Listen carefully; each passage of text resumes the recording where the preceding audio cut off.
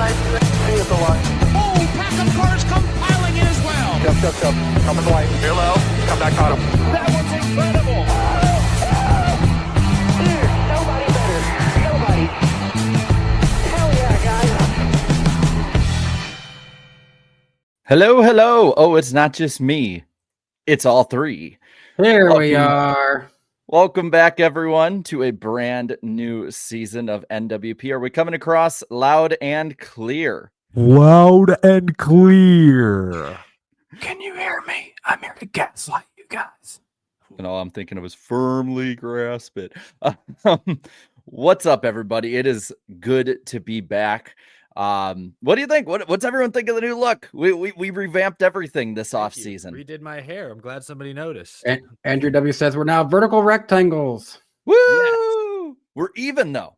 Hey, people can even see my Triceratops skeleton on here. One day horizontal video will make a comeback, but that day is not today. It's like Lord of the We Rings. are each Today in is our not own that day. TikTok. Well, it is good to be back. I have the chat up here, and you know, guys, there is the really fun part here where we can share with people how we feel as well with their own comments. See? Oh shoot! AC Fairgrounds making the stream. Trains, let's go. Yo, what a great start. Oh yeah, it is gonna be a fun year for sure. We're gonna get into a lot tonight. If I can find the right what do you call it? The right overlay. We have lots of stuff this year to go over. Somebody in And the chat said that the only downside of this is that the live chat is covering me on the TV. That's okay. I'm the ugliest one. You don't have to look at me. what the damn, dude, don't talk about yourself like that. Come Yeah. on, we're all beautiful here. You know what else is beautiful though? The NASCAR season is starting back up. We have almost 450 already tuning in the first 2 minutes. So we should probably get into everything that's happened, because not much has happened, but just everything has happened. What do you think, guys? Let's jump into new people and new places. We'll just get right into it. Hey, yeah. Why not? Real quick before you get started on that, a lot of things happen over the off season, especially Eric. What just happened to you? I was gonna start with you, Danny, but sure, we can start with me. Yeah, got married. I'm wearing the ring. Whoopah! Take that. Got married a couple weeks ago. These two fine gentlemen on either side of me stood by my side. It was beautiful. It was a beautiful ceremony. It was really thankful, blessed to see so many friends and family in one place at one time. People often say that like their wedding day is like a blur. And that's somewhat true for me. It felt more like, honestly, it felt like a dream. You guys weren't there for this, but when it was just Amelia and I on the dance floor after everybody went outside for the big send off, it was just the two of us and some like photographers and stuff standing around. It was wild. Just like I suddenly found myself just looking around the room thinking like, did that just happen? Like all these people, like you two dancing with my aunt and uncle that like you've never met until this, but I've known my whole life. I saw like people from all walks of life that I've known from different eras of my, all in one place. It was, I mean, people who've gotten married, I'm sure in many cases can relate. It was a beautiful moment, beautiful evening. I was glad y'all got to spend it with me, made it all the more special. But yeah, so it was a great off season for me. Danny, you got a new job. I don't know how much you want to tell us about it, but I know you've been making some big career moves as well. So yes, you. So I mean, I don't want to say the company names or anything just because TMI in that case. But unfortunately, my Christmas season was where my full-time job for the last 4 years. That came to an end. It was not for performance reasons. It was financial, laid off. So sad that closed, but now a new door opened. And what's even great about this is I actually get to keep working with a gentleman that I worked with every day at my last job. He also joined me and to move over to this new company. And it's been great. Took a good boost in yearly pay, and that's great for me and Claudia. And allows me to focus more on what's my actual career. And and I think the work schedule is going to maybe open up things just a little bit more that I can maybe get back to some content on Danny V Talks here and there. And not obviously it's not my full-time job because I got another full-time job, but it's also a job just like my last one. I get to do it remotely from home, and I like that aspect of it. It's a good group of people, and I'm happy to be with them so far. Just starting on my first week with them right now. No, it's not related to NASCAR, so don't think I'm at a NASCAR track or nothing like that. But no, it's a good company. Happy to be there with them. It's A lot of been good stuff awesome happening. Yeah. And And Jerry, you've been planning for something big coming in a few months that we all yeah, know about. So that's found out what we're having. oh yes, that happened during the off season. Yeah. I guess I can spoil something later on in it. I won't spoil that, but we do have a fun NASCAR themed way to let you all know what we're having. Won't say the name, Ooh. private. This person's life should be private until they have the ability to choose online. But it's gonna be a fun show. It's gonna be a fun year. We are way different people than the start of the off season, and by the end of this year, we will all be way different people as well. But we're glad to share it with all of you guys, and I cannot wait to see what's to come. Part of that, though, is the new people in new places, old people in new places. Everyone's in new places. Guys, let's just pop up on screen the big changes for Cup to start with, and who stands out to you guys? We'll move the we'll have to move the comment real quick. Yeah. Right now, that Joey guy stands out. He was up on the screen. I'll say this for me, what I'm really interested in, like there's the obvious ones that are really big, but I'm gonna hold off on those for now, just because I do kind of want to talk about the colleague side of it.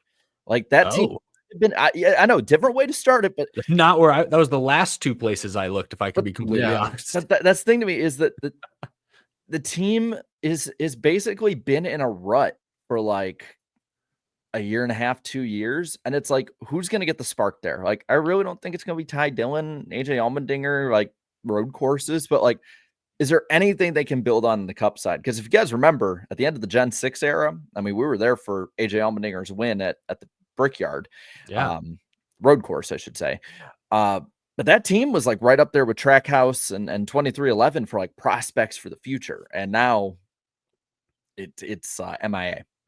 Yeah, from what was their trophy hunting to Mhm. I mean, shoot, with Ty Dillon and AJ Allmendinger outside of the road courses, they'll And be top 20 hunting for most it's of like, the yeah, year. you're not trophy hunting. You're hunting for another week of paychecks, I guess. I don't know.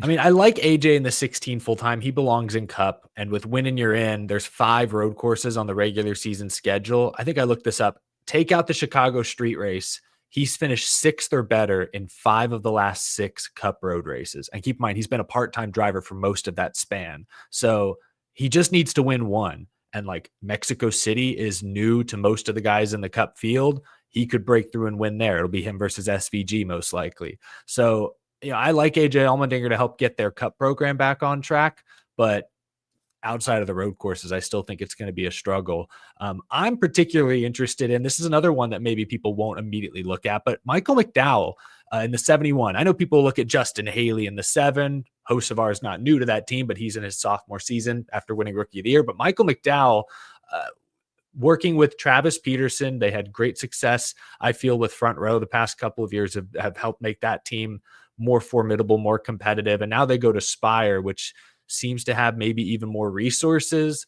They've made a lot of moves, obviously, to get more competitive. What can Michael McDowell do with this new look Spire Motorsports? Like, I think playoff threat, win at a super speedway, win at a road course is not out of the realm of possibility. I've got a lot of hope for them this year. I think one of their drivers could end up making the playoffs this year. I don't know how it happens. It could be just a random win and they're in, but I think one of them could look up and find themselves into the playoffs this year. I've got a lot of hope for them. I've also got a lot of hope for Cole Custer this year. That's the remnants of Stewart Haas Racing, Haas, factory racing now. What's it? Haas factory, right? Haas factory team. Okay. Yeah, I've got a lot of hope for them. Going to the 41, they've revamped all the fonts over there. Everything's looking, new and fresh. Spiffy. But just focusing on one car. That team struggled to focus on 4 these last couple of years. You got one car. And Cole Custer, you got one more chance to prove yourself in Cup. You went back down to the Xfinity Series. You became an Xfinity Series champion down there. You contended for the championship last year. You've got a chance to redeem yourself. He has a Cup win, Kentucky Speedway. Don't ever forget about that. but this is his second opportunity in Cup Series, and I think Cole Custer comes out of this situation a better racer than he was before. I'm looking forward to seeing how this works out for him, and it might take some time for this team to find themselves a little bit. I think they can contend. I don't know how soon that comes. I think they can contend. Maybe at least for a few top fives this season. We'll see if they can win, but I'm hopeful that he's got a better chance this time. His crew chief recently said that it's like they're a fourth RFK car, which to me is setting the bar way too high. But Yeah. but hey, I mean, sky's the limit. Also want to mention Front Row Motorsports. Todd Gilliland moving from the 38 to the 34, but then they're bringing in Noah Gregson. Zane Smith returns to the team now on the Cup side. Chris Lawson, who used to be their Truck Series crew chief, won a title with Zane Smith, is now moving over to the Cup side to work with Gilliland. I think that could be a dangerous duo if they hit on it, especially considering the leap Todd Gilliland made last year. So front row, like Colleague to an extent, like Trackhouse, like RFK, like Spire, another multi-car team that could make some noise this year that we don't usually hear from. And likewise, aren't they now a 2-truck team down in the Truck Series? So they're gonna have their hands in a few breadbaskets out there. They've got like their own like development system now. But, but they're tier 1 team. Front Row is on the Cup side, yeah. Looking at the Cup side here, to me, I think personally, when you look in general, I think the field's actually a little weaker than years past, but specialist wise, I think that's where this field is going to shine, which I think is a reflection on what is kind of pushed now with the way that, kind of touch on it in a bit, but playoff system is staying the same this year. Generally, until further notice, winning you're in is the idea. And you got guys like SVG, like AJ Allmendinger, who are in Cup now. The 88's back, but those are road course guys, really big road course guys. You got others like that will specialize maybe at short tracks, for instance. I mean, Josh Berry, he shined a little bit. He's with the Wood Brothers now. So I think that, especially if there's not some huge change, I think that one of the big things is going to be specialization to make your way in, because at the end of the day, just making it is so big for a team payout wise. Like, at least that's my theory. No, I agree. I mean, Ryan Preece at some of the flat tracks for RFK will be interesting. What you said though about this being a weaker lineup, I'd have to like go line for line to compare it to like last year, for example, because like Harrison Burton's no longer in Cup. He was replaced by Josh Berry. I'd consider that an upgrade. But like, who did Riley Herbst replace? Because I don't know that Riley Herbst is going to be good this year. Probably a Stuart Haas guy. Yeah, like who does he replace? Because that's what I'd have to compare to. Because that's not super. I would say he kind of just replaces Chase Briscoe, who steps into that Martin Truex Jr. role. That's kind of where I would place him now. Yeah, I guess that's true. Yeah, I don't know. It's hard to say if it's weaker than years past. I just like that it's more divide up. Stuart Haas had fallen off a cliff. I think we'd lost all hope that anyone outside of Briscoe was going to make any real noise there. Now their drivers are at RFK with Preece. I think they could be good. Front row, up and coming. We'll see what Noah Gregson can do. And then the Wood Brothers, they've been a playoff team in the past. Can Josh Berry get them back there? Like, I just like that all those, I think, talented Stuart Haas guys are now with different teams that are actually going somewhere, whereas Stuart Haas was spinning their wheels. Okay, so I think I pulled it up on my end though, where each charter went. Oh boy. So Briscoe's charter, the 14, went to the 88 for Trackhouse. That's SVG. Yeah, so he's to your point, he's a specialist, not going to be good at the ovals, but will be good everywhere out at the road courses. The 4 goes to Front Row, which is now a tier 1 Ford team. I would argue that probably makes them equal. I would even say, like, if they're able to perform stronger, I mean, they performed better last year. Maybe. What are the other ones? Because I'm probably going to be blanking left. I think this might be a lost battle if we're trying. We're going to lose. No. I have the whole. Bob has everything from 2016 through 2025 of which charters went where. Forget racing reference. We just have Bob reference. Let's see. Colleague stays the same, obviously. I will say Ty Dillon and Daniel Hemrick. This might be a hot take for some people, but I think that's even. I really don't. I'm sorry, Daniel Hemrick in Cup. Like, did anyone remember he was in the field last year? No. He did his job. I don't want to turn this into the Daniel Hemrick hate train. What happened in that ARCA race the other day? He ran an ARCA West race, the weakest of the 3 ARCA divisions for McAnally. And I looked up at one point and saw he was running like 9th out of 12 cars. I don't know where he finished. I think he drove his way back up to 2nd or 3rd and had a mechanical issue. But like Daniel Hemrick in an ARCA West field should dominate. Like that's not okay. And that's But it also could just be it also could just be honestly just rustiness of that car. I mean, Maybe, you want to but- think it should be easy, but it is a different car. I need to like find out what happened in that race because I just saw the tweets and thought what is happening out in wherever they were racing. I don't even know where they were racing. It might have been Harvick's track. I forget where it was. You know, I think we kind of covered the Cup side of things. We do have the 2 other top series to look at here.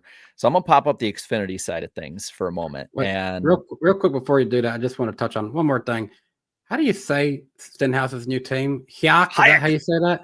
Hayek. Haktua Motorsports. Close enough. She disappeared, by the way. Spin out that thing. Yeah. That's probably for the best that disappeared. But yeah, we'll leave that meme in 2024. What won't disappear is some of these new guys in the Xfinity series. And this is the one where the biggest, I think, moves have been made for a lot of people. I'm sorry, the one that draws my attention right off the bat. Garrett Smithley. Yes. No. No. Matt Benedetto Skolt. No, I'm kidding. Connor Zilich in the 88. So Eric and I, we were at the Kansas race, which to me, honestly, had he not been so damn good at Watkins Glen, would have probably been his statement race. And I think at an oval too, like I'm really looking forward to see what Connor Zilich can do in top tier equipment with consistency week in and week out, improving through the season. Like I think the Xfinity series this year, between the fact that we have like 9 rookies and a bunch of first timers or guys that are like in their 2nd year, like, it's going to be wild. Like, I think it's going to be reminiscent of like when Gregson and Ty Gibbs were there, where it's like every week there's going to be people that you got to beat, but there's always going to be people that can jump up and beat them too. Yeah, I'm also looking forward to seeing Brandon Jones back in Joe Gibbs Racing Equipment. I feel like he dropped off so bad going to Junior Motorsports. It's like JRM's going to benefit from moving away from him, but I also feel like he can benefit by going back to Joe Gibbs Racing too. Within Junior Motorsports alone, obviously of Connor Zilich, who what he did last season has built up immense hype. Now he's going to run a Cup race in a few weeks, like at 18 years old, really impressive. But Carson Kvapil, probably the better oval racer right now. I think he's also a couple years older than Zilich. So maybe, I don't know, experience level where they're at, but I imagine they're even, if not advantage Carson slightly. So this battle between Carson and Connor within the confines of JRM will be another very interesting fight for Rookie of the Year and maybe even like a championship 4 spot late in the year if all goes well.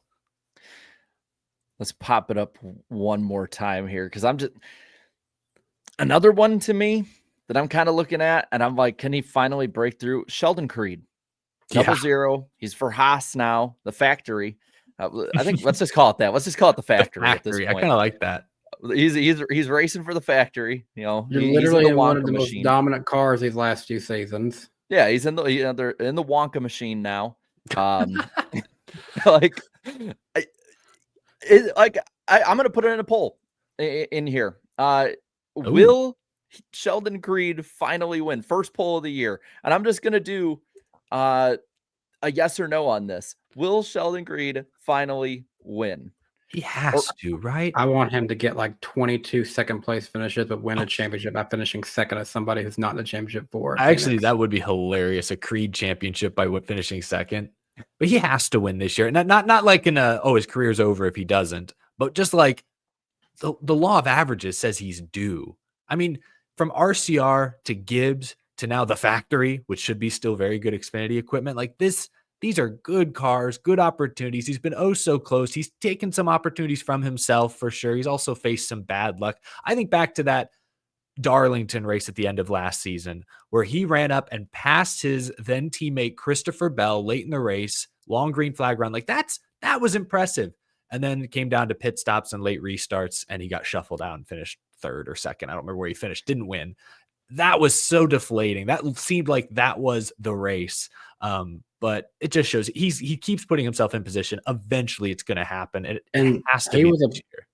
he was a pretty dominant Truck Series driver. He did win a championship there, correct? Am I mistaken? Yeah, 2020, I he won a think. championship there.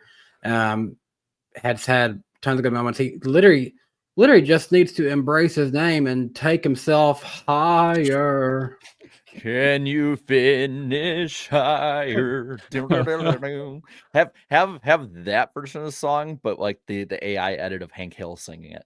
But before we move on past Xfinity, another teammate there to Creed is Sam Mayer. Remember last year, he was kind of making noise like, I want to go cup racing. I've won a lot. Why am I not getting more cup consideration? He's been very up and down his last couple seasons. Different team, different manufacturer. Can he find that consistency? Sam Mayer is still very young. Like he's like 20, right? I don't even know. He's like maybe 21, very young. Still a great career ahead of him. Just needs to find the And consistency. he's a great driver that if Haas can get it together in the Cup Series and do fine with one team for at least 2 years or so, maybe something happens that Kaulig decides it ain't worth having all these charters anymore. Maybe they end up buying another charter and then they go to a 2-car team at some point. Maybe he's a good driver to build around. You never know. See, the biggest problem for me with Mayer is like he's so boomer bust. Like on one day he's winning and he's fulfilling the potential. The next day, or the next race, it's Danica.exe that's been put in, and it's just like he's in. Didn't he have like 7 DNFs or something last year? It might have been more. That sounds low, but yeah, it was When a we lot. first seen him in the Truck Series, it was like, okay, he was back then. He was same as we're seeing Connor Zilisch right now. Wasn't like his first race or one of his first races he won Bristol? Like, Yeah, it was like 17 years old. It was like one of his first ones, and he won it. Yeah. Good God. Well, by the way, so I did look. He is 21. His birthday is in June of 2003, and I was like, damn, that makes me feel old. And then I remembered that Connor Zilisch was born the day after Cars came out in 2006, and then I was like, damn, that's now I know how my parents felt when like back in 2009, they're like, oh my God, that Logano kid looks so young, and I'm like, no, he doesn't. Because I'm like 12, looking at Sam Mayer last year, because I want to get the definitive answer on this. He had 8 DNFs. Okay. Holy Yeah, I knew it was crap. He had 8 DNFs, and then he had 3 wins too. So his average finish last year was 18th. Brutal. And one of those wins he took away from Ryan Sieg by an inch. I know Spencer in the chat is probably like just about that one. And then of course we had the Truck Series. Some new rides here. Hey, yo, Ferg in the chat. Hello.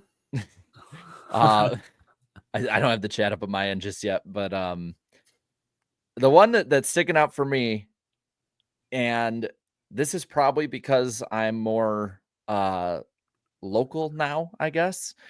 Dawson Sutton in the 26. Beat Kevin Harvick the other day, didn't he? Where was that race at? It's in California. Was it Kern County? Yeah, I think it was. I don't remember off the top of my head. I'll be honest, like my off season's been a blur. So I didn't watch it live. I just watched some of the clips afterwards and read some of the commentary. But that's very impressive. I mean, I know Harvick's past his prime, but you beat Kevin Harvick in a stock car type car. That's impressive. Made the local media around here to Tennessee and talked about it because that's pretty. For them, that's a big deal for what they see as a kid from Lebanon, Tennessee, beating a veteran like Harvick. Well, and this isn't like just out of nowhere. I mean, he was dominant at the Nashville Fairgrounds. Howdy, John. John. Lead commentator at the Nashville Fairgrounds in the chat. Howdy. But the other part too is I was at this race too, Kansas last year again, where he was like top 5 at the end of the race. And there's been multiple times where he's running top 10 on speed. They do a good strategy and he gets a better finish, or might not get as good a finish thanks to the strategy. But like he showed real promise and speed. And to me, like I'm not looking at him to go out and win a bunch of races. I don't want to overhype him by any means, but he could be one of those guys that out of nowhere is a fringe playoff guy. Rackley War was not anywhere near as bad in the past as it was last year. Like there's a common denominator on that one. Yeah, I think Rackley War, yes, with Matt DiBenedetto, they were a fringe playoff team. I think Dawson Sutton is at least Matt DiBenedetto adjacent. Like I think they can pull similar results this year. It just comes down to how good is that 26 truck really. It's probably a 15th place truck. Is this young Dawson Sutton kid good enough to drag him into the top 10 consistently? That's what it's going to come down to, I think. And if he can do that, he might nab a win and he might make the playoffs. And that would be really huge for him and that team. If you pull that list back up, Jarrett, Front Row Motorsports, Chandler Smith back down in trucks, going to be a championship threat, no doubt. But they moved Lane Riggs to the 34. Lane Riggs, the second half of last season, looked like a championship threat. So I think Front Row is going to be a little scary. Like they're going to challenge Tricon, well, specifically Corey Heim. I don't know about the rest of Tricon, but they're going to challenge Corey Heim. And you had Daniel Hemrick there in the 19. Like they'll be that we're starting to see, Ty Majeski still there as well. You're starting to see some front runners emerge, I think, even this early in the season. Well, and Chandler Smith, I don't think it's over exaggeration to say this. I think this isn't another one of those like hot seat years. He was barely able to get sponsorship for a good ride in the truck series, a series lower. Still surprises me. Yeah, and after winning Xfinity races too. So it wasn't like he was some scrub who had to go down. It wasn't like he had, been a few years past his prime or anything. Was he setting the world on fire? No, but he was a fringe Final Four guy. He was good. What's going on in his representation camp? Why is he struggling so bad for this part of it? I just don't get it. I mean, and part of it too is, you got to think too with the development programs of all these manufacturers, they get so, especially Toyota, gets so bogged down that, as soon as somebody's not performing, it's out the door and to the next one. Well, you look at Gibbs specifically in the Xfinity side, they pick guys with money for the most part. I mean, not saying William Sawalich doesn't have talent, but he's also got deep family money. We know Brandon Jones, why he's back with Gibbs. Like that's, I think Chandler Smith, talented, some money, but it kind of just shows you how cutthroat it is, especially in the lower ranks nowadays. Like, I mean, I saw some people talk about it. We can't overlook this. Haley Deegan is gone from the sport. She's moved on to other kind of racing ventures because it just wasn't for her. Yeah. Funding wise, did not add up for Haley Deegan, which is also surprising. But funding wise or performance wise, I guess. Well, yes, that is true. AM racing wise, how about that? But seat changes weren't the only things that changed. Part of it too, when it came to changes, was the schedule. And we got all three of those to pop up on here really quick. Throw them up on the screen. Oh my gosh. There's so much to look at here. We talked about it before the show, the fact, because this is at least what NASCAR put out, but the fact that Bowman Gray is on Big Fox, and then we have races like, Homestead, Las Vegas, Darlington, Texas, that are all bigger markets on FS1. That's something to notice. But I mean, just race changes. We'll talk about the TV in a bit later. Bowman Gray, the big one. We'll talk about that at the end of the show. That's happening this week. But you look at some of these other ones too that have moved around. You got the race in Mexico City. You have Nashville moved around the schedule. You see Darlington moved early. All those short flat ovals in the playoffs. Gosh. Yeah. Gateway, New Hampshire, Talladega's moved later. So we could talk about like what ones we like more, and we will get to that. But I kind of want to pose this question: which move in the schedule, whether it be the whole year, whether it be for someone's career, whatever it might be, what is going to be the most impactful move for the Cup Series schedule this year? Ooh, most impactful. That is an interesting question. I mean, I think naturally I want to say Talladega being in the round of 8, like seems like that's going to be extremely impactful. But I think if I can name 2 moves, I guess this past season, there were only 3 road course races in the regular season. This year, there's going to be 5 with the addition of Mexico City and Watkins Glen being pulled back out of the playoffs, put in the regular season. 5 road courses in the regular season. We already talked about is going to open the door for guys like SVG, Allmendinger, McDowell to make the playoffs. So I think that, like Mexico City, maybe it's too obvious. Like that's a huge addition to the schedule. Could really impact who makes the playoffs. And I think the month of June gives us a good bit of variety, I feel, looking at the schedule. We'll have a total of 5 races in June. We'll have Nashville Super Speedway, Michigan, Mexico City, Pocono, and Atlanta. That's a good little mix of variety that could even showcase a few random winners in that group. So I'm going to kind of go a little outside the box, and I'll say these ones are the biggest move for a different reason than most are probably thinking. Gateway in New Hampshire in the playoffs. Now, I put up that chat earlier that's like, the Bell and Penske are licking their chops, right? True. The other part of that, though, that I don't think people are thinking about is the fact that Team Penske was not exactly great last year. Blaney was good, but Cindric is Cindric. Like, we're not expecting much. Joey Logano was not great. We've all heard about that. Well, now you take two flat tracks out of the mix for them to win at, and they're the only tracks that they excel and really do well at. Cindric would have been out. That's Joey Logano was up front in those, and I'm assuming we're probably not going to get a monsoon again at New Hampshire. Knock on wood, at least. That could be very. That could be. That could be very impactful. I'm just saying, like those are two races that Blaney, Logano, or even Cindric could sneak up and get. That's something that Christopher Bell or even Chase Briscoe opportunities that they would lose in the regular season to kind of bolster points up. And we know firsthand at races we've been at changes the last couple of years, like, just because you have a good track in the playoffs doesn't mean that it's going to be a normal race. Look at Watkins Glen this past year compared to years past when it wasn't in there. So I think that's going to actually be one of the biggest impactful changes that we have. I agree. I absolutely agree. Now, going to the other series really quick, Xfinity pretty much mirrors it, honestly. Like, it's not exactly too different, except... And I think this is going to be the big news of the week, really. Of the week is The Rock. That's going to be a very interesting one. Yeah. If you smell what The Rock is racing. We got him in the intro. April 18th and 19th is the Truck and Xfinity race. Return to Rockingham, freshly repaved. Yes, The Rock is back. The speeds it sounded at the test were kind of wild. Like, they were flying around that place. All the truck guys. Did y'all see how many people? Did y'all see how many people came out just to see the test because they were just that excited to see cars back on track? There, you just saw a little crowd, more than 12 people, as Tommy John Martin said. I am actually, I don't know, I didn't look too hard into it just because I was just excited like everyone else and geeking out as a fan. But I'm very interested on what Goodyear has for this race, because if you remember, I believe it was 2021, I want to say, there was supposed to be a late model race at the Rock, and it had to be canceled because they kept ripping up tires so bad. And that is classic for Rockingham. I mean, it was that way with the old service. 21 or 22. It was like in the early 2020s. Years ago.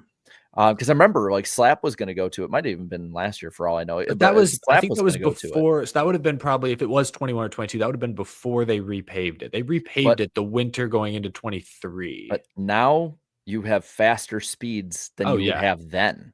Oh, no, I'm not saying there won't be problems. We've seen like freshly repaved tracks, blowouts are very common.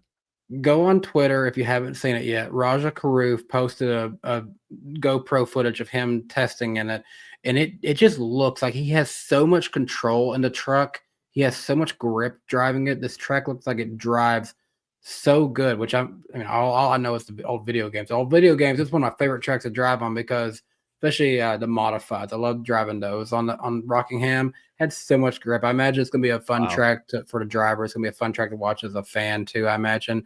Hopefully people show up to it.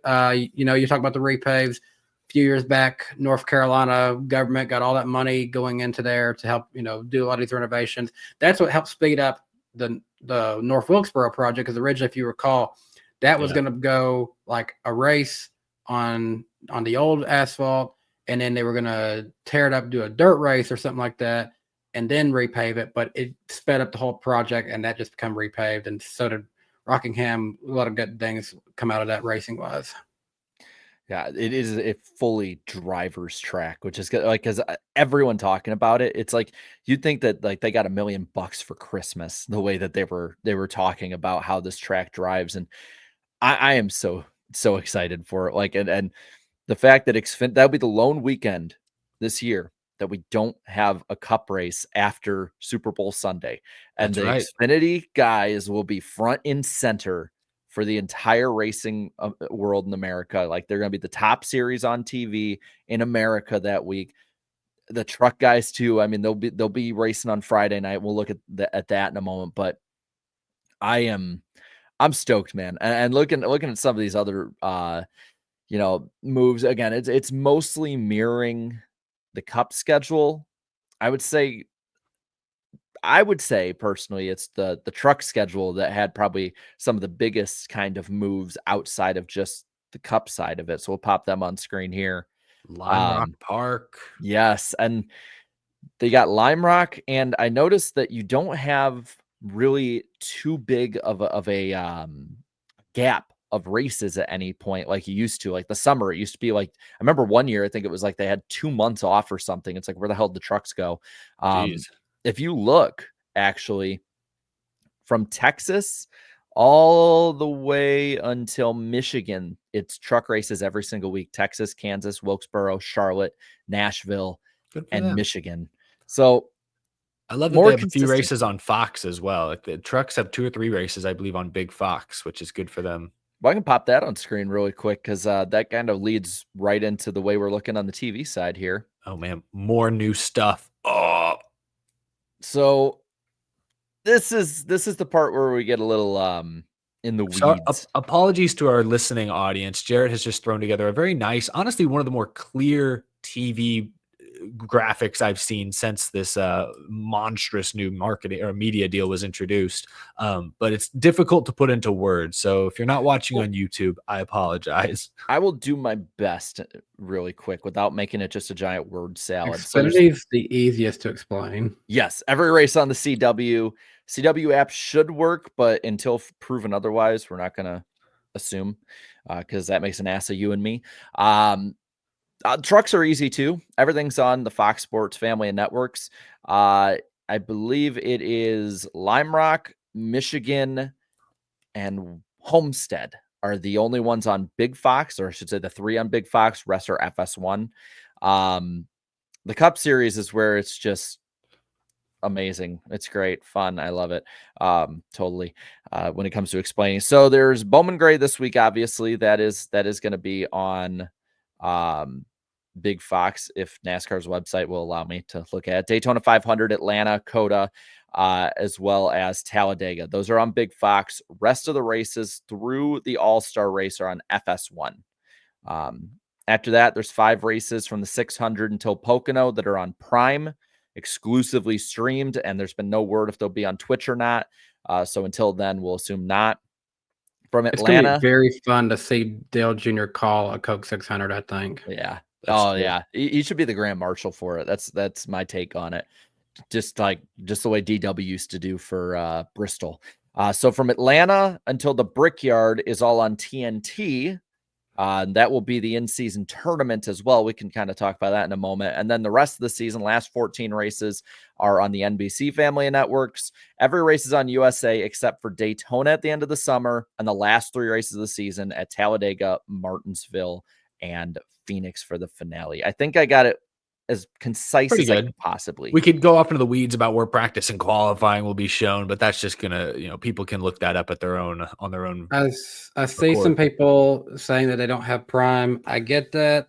My biggest suggestion to you guys: download the NASCAR app. You can listen to the radio broadcast. You at least still have a way to know what's happening in the race. It is what it is. I haven't looked into it, what they revealed today, but HBO Max now, it's not HBO Max, just Max, the streaming service is going to be have in-car audio and in-car cameras and more, I believe, for, I don't know if it's the full season. Do they say if it's for the full year or is it just for select races?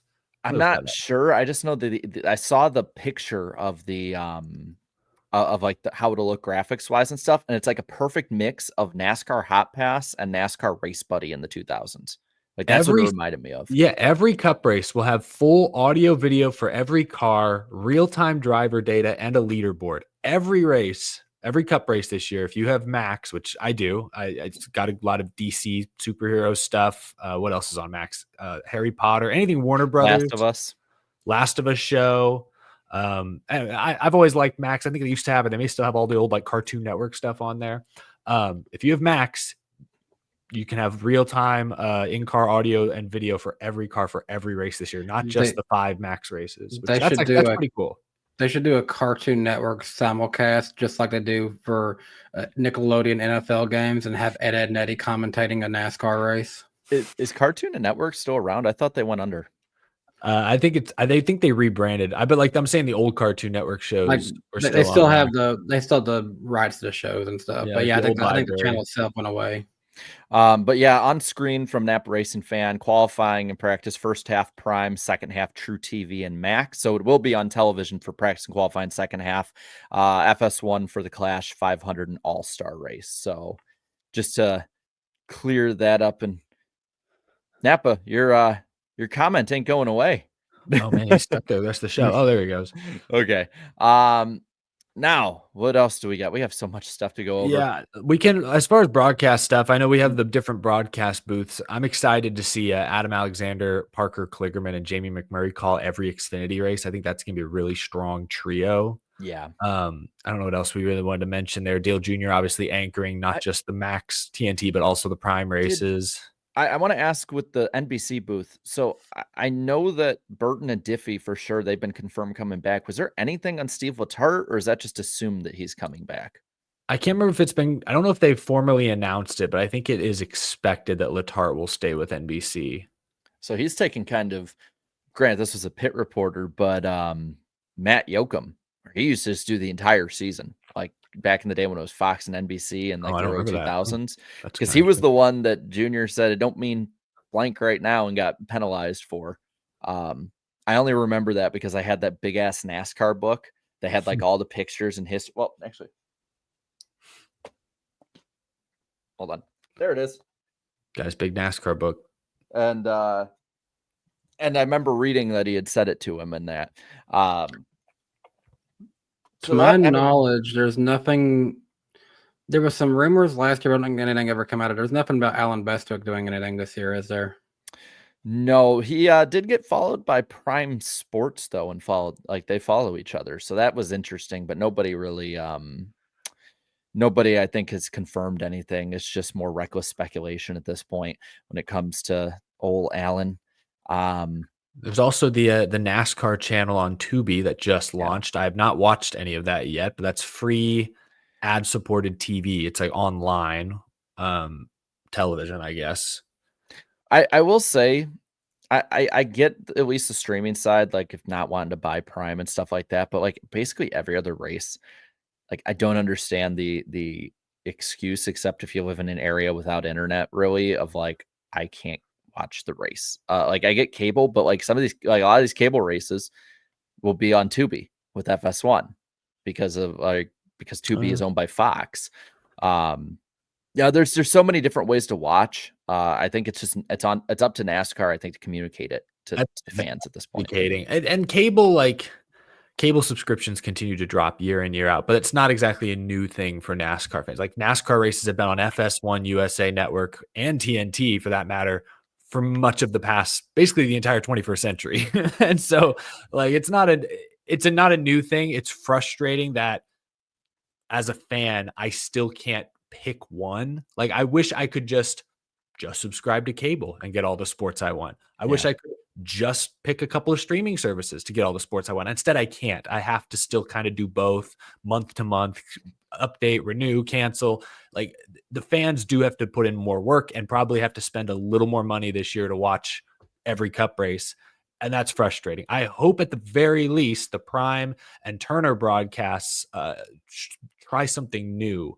Bring some new ideas to the table, maybe a new structure, new format. I know from people we've talked to that Dale Jr. has been very active, especially on the Turner, and I assume probably the Amazon side as well, trying to, kind of take creative control of the broadcast in some respects. I hope they listen to him. I hope they've got some good ideas, because if it's going to be harder to watch the races, I hope the product is better at the very least.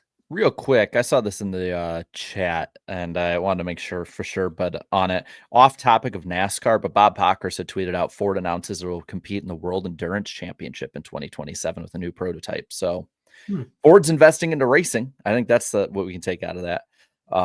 Overall, not much on the NASCAR side, but when it comes to some of the other changes, which by the way, you brought up about cord cutting, Comcast lost 4 million total subscribers last year alone.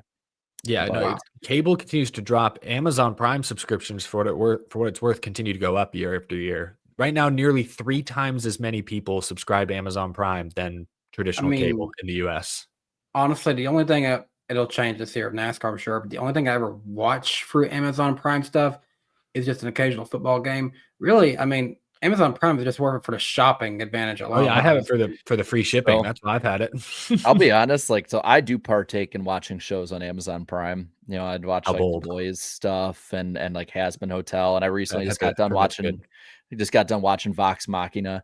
So like, there's, I mean, it's a very, I would say, pretty good service. I've been a little more bullish than most NASCAR fans. They don't want to, fuel evil Bezos, but like, it honestly isn't that bad of a service in any way. It blows Netflix broadcasts out of the water. I'll say that. The Thursday night football broadcasts I've seen, at least this year, were pretty strong. I know when they first launched, it was a little awkward sometimes, a little clumsy, but I feel like recently they found their stride and it looks good.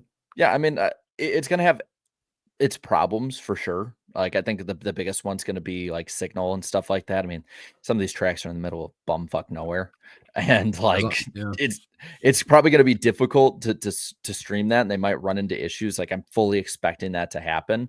The big positive for me though is like there's no broadcast window. Like they can go on forever if they want to. Like That's true. if Daytona gets rain till 4 o'clock in the morning, like hypothetically, if Prime were to cover it, they could race. Fox doesn't have to pull the plug like they did in the 600, or Fox would pull the plug in the 600. Prime wouldn't have to. Like, those are kind of the positives, I guess. I just know there are some negatives people look at with it. The Prime's negative going is to make cost. sure that Kyle Larson gets to do the double. I'm very intrigued by it. I know a lot of people are against it, but I'm intrigued by it. As someone who's going to pay for Amazon Prime anyways, I'm excited for it, but I understand why some people would be like, gosh, really? I get it. So I'm kind of on the fence. I just think we're going full circle, right? I mean, this is the way that broadcasting goes forever. For the longest time, it was all of the main networks were on the radio.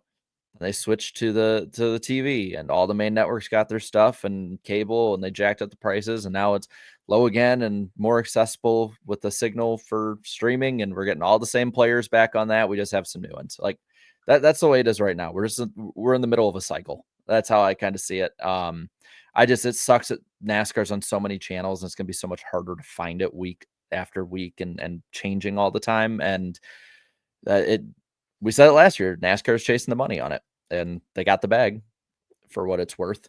But so those are schedule stuff. We got the driver changes, and now we have some major rules changes I can pop up on the screen for us. At least the biggest ones.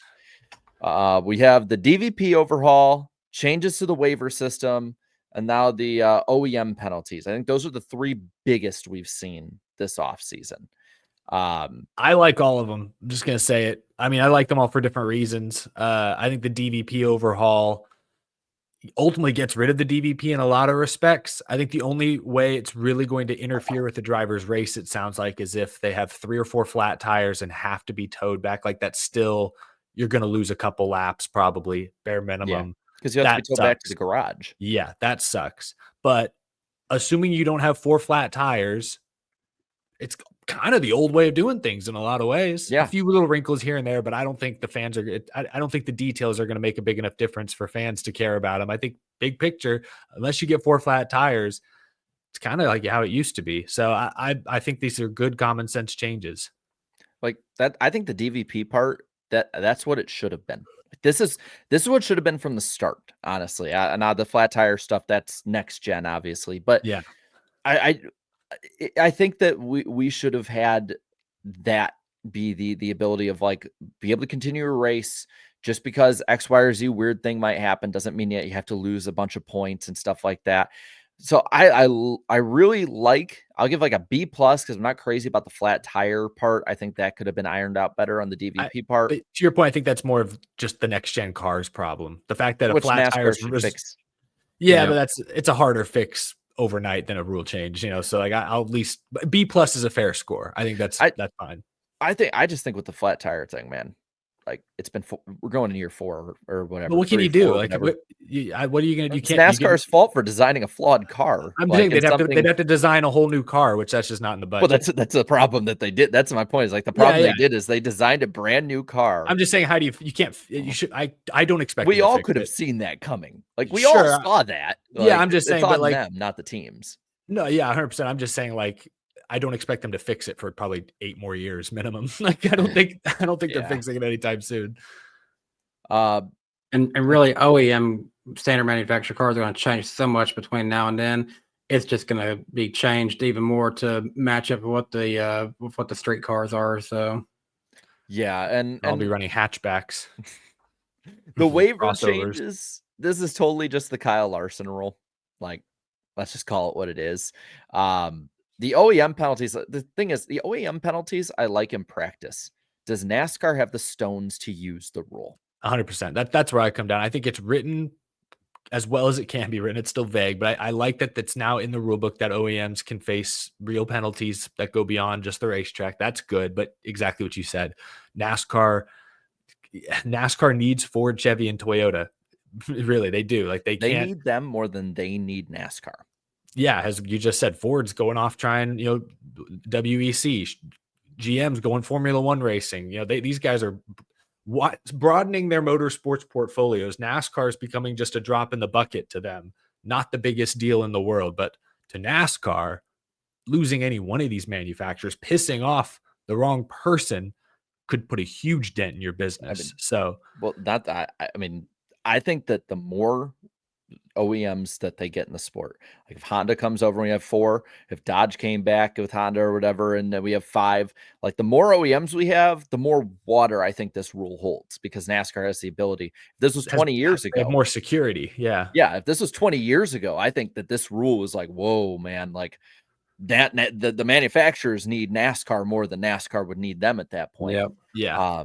But it's like I said, I mean, if Chevy gets pissed or something, or Toyota gets pissed, if one of them pulls out and we have 2 OEMs and we have like 12 different cars a week, roughly, one way or the other, maybe 10, 14, whatever it might be, they have to get a new one, and that new weight on the 2 remaining ones, like I just don't think NASCAR is going to enforce it. I think that this was merely words for now, unless they do something like majorly wrong. Like I honestly, I think that they should push the issue. Like if the competition wise, the OEM should push the issue on NASCAR, put it in their court again. Yeah. We'll see. We'll see what they do. I can't wait for someone to do it.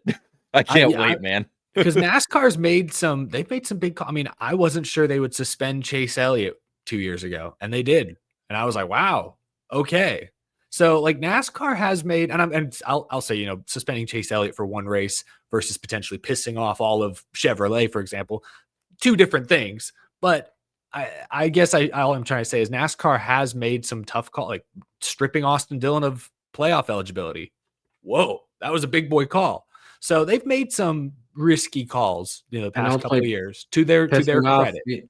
Ultimately pissing off, quite frankly, one of the most famous team owners. I mean, it may not be the same as it used to be, but that's Dale Earnhardt's car owner. You could piss off a lot of people. You disqualified the 3, huh? There's. They may not like the new driver 3, but that's Richard Childress. You don't do that. I'll give them that. I just think that the common denominator with all of those, doesn't matter how big or Kendrick is or the 3 or any of that, it's still NASCAR punching down. And NASCAR going after the OEMs is the difference is now I think they're punching up. I want to see somebody push it. I do. I want to see the ball get put in NASCAR's court and them have to, on the broadcast, do something about it. Like at one point. So lucky that Christopher Bell rode the wall at Martinsville, man. I still think so, because we would have been there all night with them trying to decide what they were going to do if he hadn't ridden the wall, because that would have been a tough call. I just can't. Look, man, I still can't believe he even tried it. He knew he shouldn't have. He just get that foot off the gas, bro. It's not that he just got tight. He just got a little, not like car tight. He just just bunched up under the pressure and just lost it for a Well, no, second. my brakes failed. Ah. Telemetry shows it. Damn it. No, I'm very intrigued of how they enforce this. Some of the other, we talked about the waiver rule a little bit. Basically, non-medical waivers or non-essential waivers, I would say, wipe all of your playoff points away. So, like Kyle Larson would have started with 0 playoff points. There's a few. There's some issues. I guess I do have. I give this one a B+ as well, only because it's just weird that I don't know. Because it implies that if you're suspended for right rearing someone in the heat of the moment, you make a bad call.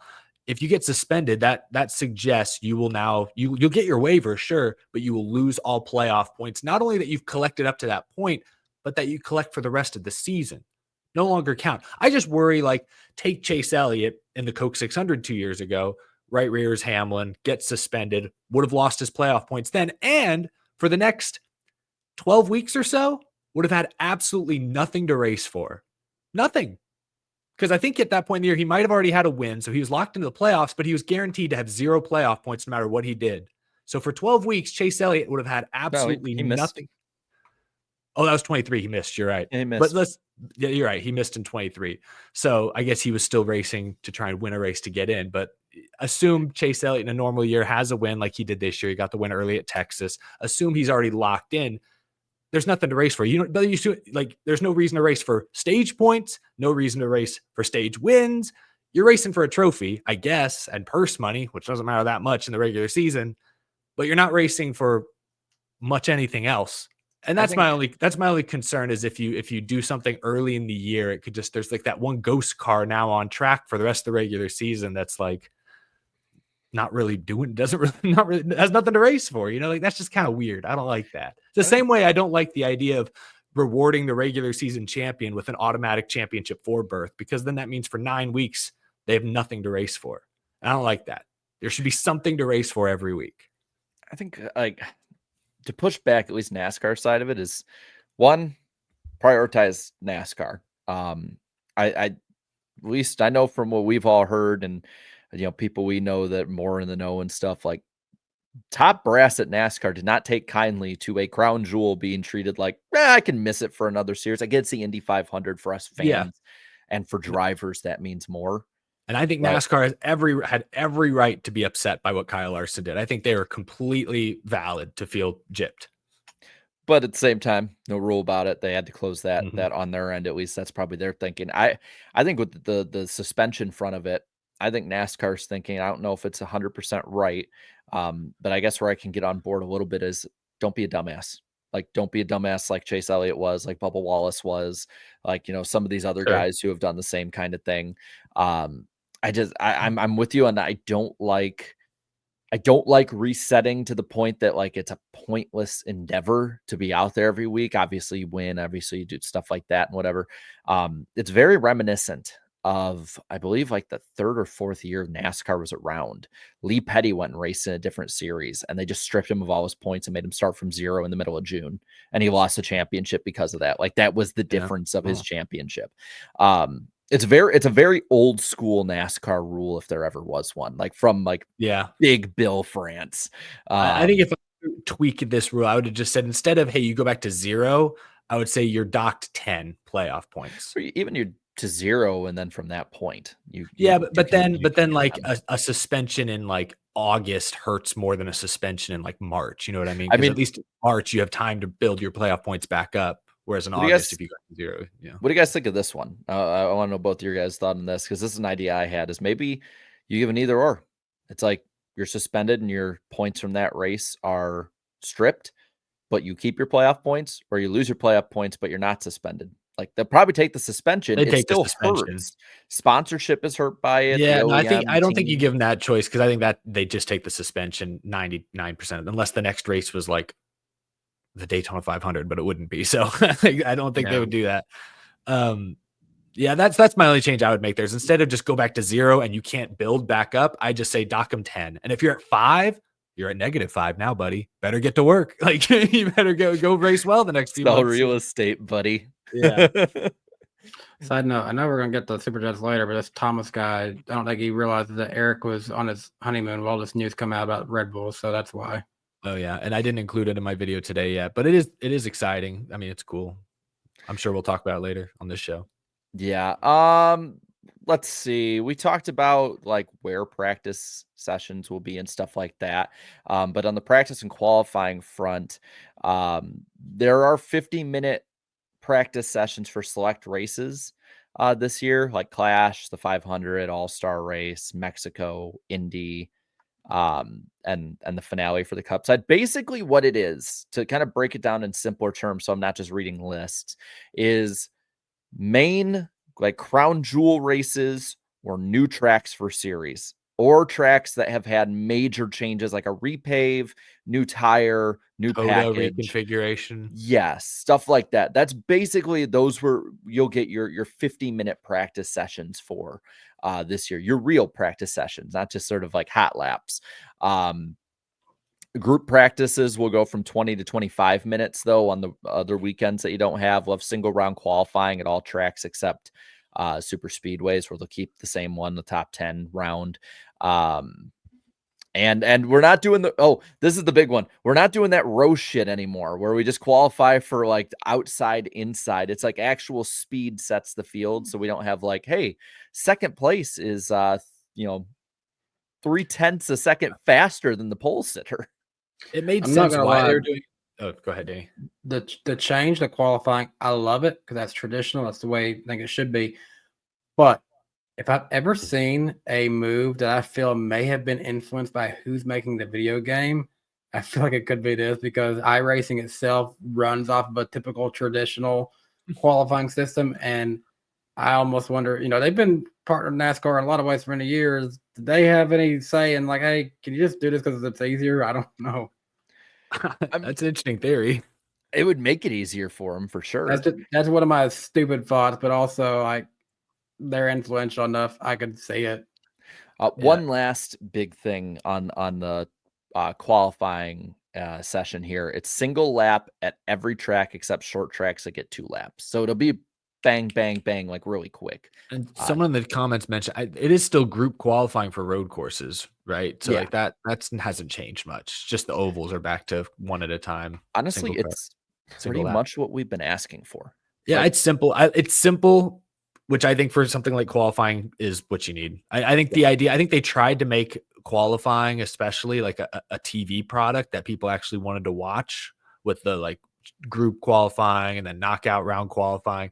But I just think at the end of the day, qualifying is qualifying. And in NASCAR, it's not, the races are 400 or 500 miles long. Like qualifying matters in most tracks. It's not the most important thing.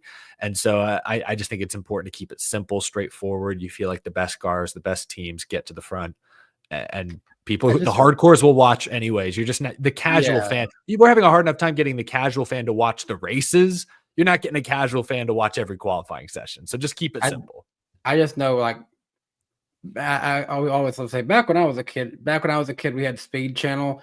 They would just make it fun all weekend. You had some, morning shows. You had, your trackside lives, and then you just had, we're going right into qualifying. We're going to show you all the drivers, tell you all about them as they're making their laps, tell you everything you need to know about them, little fun facts about them. And then that was just, you just loved it. You had to tune into it back then. I would love for it to feel the same way today. It just doesn't anymore. I'll be honest. If they could get that feel back, like that was the kind of thing that, like, the biggest moment for me that I ever missed, having a qualifying session that's simple like this, where each person, each car can get their own moment, their story behind it. So when we were on the car in Darlington, I was like, we had our moment, and that was awesome. Like hearing Mike Joy and Clint Boyer talk about a car, cracking with all of us jokes, on not it. being out of the groove. Yeah, That was like classic. that was cool. Like it was really cool, but it's like, but I go back and it's like a 10-second thing. It's like if we had like a full lap, now maybe they do what they did back in the day and they go to commercial on us, but like, what, that'd be a good story too. That's yeah. But that's kind of like my thinking on on that. I like the changes for the most part. I have been All these harping against changes it for mostly get years. like a B plus. I think what you said earlier, Jared, was about right. I feel B plus for most of these changes. Well, and the thing for NASCAR, especially with the boat they got put in largely in their own doing at the end of last year, and with a lot of the changes they made during the year that weren't great and very controversial, like I will take a B plus. I will take Yeah. changes that are mostly pretty good and can be tweaked and not have wholesale changes again for them. Just get out of your own way, NASCAR. And so far, you've done that. With qualifying, especially, I think they've done that. So I'm happy. All right. Last big storylines. We can kind of like lightning round this, each of us. Ooh. We got some big storylines to cover. The chat can't see, but you guys can. Of these, I believe I have 7 of them. Danny, I want you to go first. Which one's catching your eye as like a big storyline we should follow? Kyle Busch on a 49 race winless streak. And we could I pile can't on say- top of that I Kyle can't- Busch in a contract year, as far as we Yes. understand. I can't stress this enough. I, for the longest time, was a big Kyle Busch hater. I was right in line of everyone who booed him at Same. Bristol every year. But now I just want to see the man win again. He is who I am rooting for to win the Daytona 500. I want to see him for Richard Childress due to 20 years of trying, 20 years of frustration all over again. I want to see Kyle Busch win a Daytona 500. I want to see him win this year because he came close last year. But I really want to see him win a Daytona 500 if he wins any other race this year. When I was at Kansas in the stands with my dad last year, I was like, as soon as he spun, I was like, no, I couldn't believe it. no. Like I was like my full Paul Allen kind of moment here. Like I was like, I like, leaned over to my dad after. I'm like, Dad, I never thought I'd see the day. And I've been watching this sport for over 20 years. I never thought I'd see the day that I was upset Kyle Busch didn't win. I was like, what is like, as an Earnhardt fan, like I feel the flames of hell coming up after me. Like, what is wrong with me? But like, that's where I'm at right now. Like, I want to see Kyle win. I think deep down, like he won't really say it like some of the old drivers would, but I feel like Kyle Busch wants to win a Daytona 500 really bad too. He probably won't say it as much, but I feel like he wants to.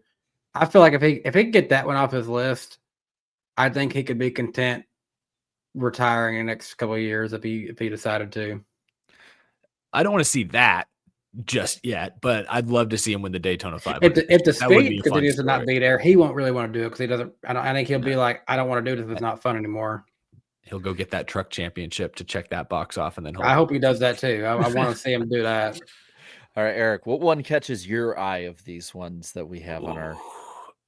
Well, I guess we'll talk about this one briefly. NASCAR deciding not to make any changes to the playoffs after sort of, wink, wink, nudge, nudging most of the offseason. I don't hate this call. I don't think it was in NASCAR's best interest to constantly change, adjust, and sometimes outright overhaul the format every 2 to 3 years. From 2004 to 2017, they changed the format like 7 times. Usually it was small changes. Hey, we added 2 wild card spots. Sometimes it was big changes like 2014 and then stage racing in 2017. Like they got rid of the 400-point rule at the start. People forget, like in I think 2005 or 6, they got rid of the 400-point rule. Like they made changes like every other year. Yeah. And I just think, you can say what you will about one format being worse or better than another. Some of them may be more legitimate than others. Maybe the current format lacks a lot of legitimacy. That's all arguable. What I don't think is arguable is that changing the format constantly definitely hurt the championship's legitimacy for about a decade and a half there. So they've done a pretty good job of kind of holding course with the same format now for 7 or 8 years. Very few, if any, notable changes I can think of. So if you're going to make a change, do it in one fell swoop. Do it for 2026 where you can build a better schedule that might fit your new format better. Because that's the problem. I want like a 3-race final round. If they had done that for 2025, it would have included Talladega, which a little crazy, might be a little insane. So waiting hopefully until 2026 to make notable changes, I'm okay with. My concern is if they don't make any playoff changes, but I'm okay with them holding off for the time being. And supposedly they are going to have a panel of some kind is going to properly review everything throughout this entire season and just really take a look at everything. Something like that. Who knows? Well, so So I have a few theories. And again, I'm gonna cover this under reckless speculation right now because I don't want to like everyone being like, oh, he said this is gonna like no, like we're gonna cover this like this. So I have a theory on one front. I think NASCAR really does want to solve the issues they've made with it, and I think they've wanted to change it. I know a few sources I've heard from have said like even back in like June, July, talks were already well on their way about like what can we do to either enhance what we have or just make some wholesale changes. I think they talk about stakeholders. That's NBC. Like NBC is the big stakeholder here, the biggest for sure. My deal is I don't see any way that they would want to split up the big NBC races at the end of the year. It's bad enough Daytona is going to have to be as far removed from it, but I think they want big NBC races to kind of end the season. So they end the season on a high note. More people can see it. Whereas like, they could have Talladega earlier in it and like around before the final round and whatnot.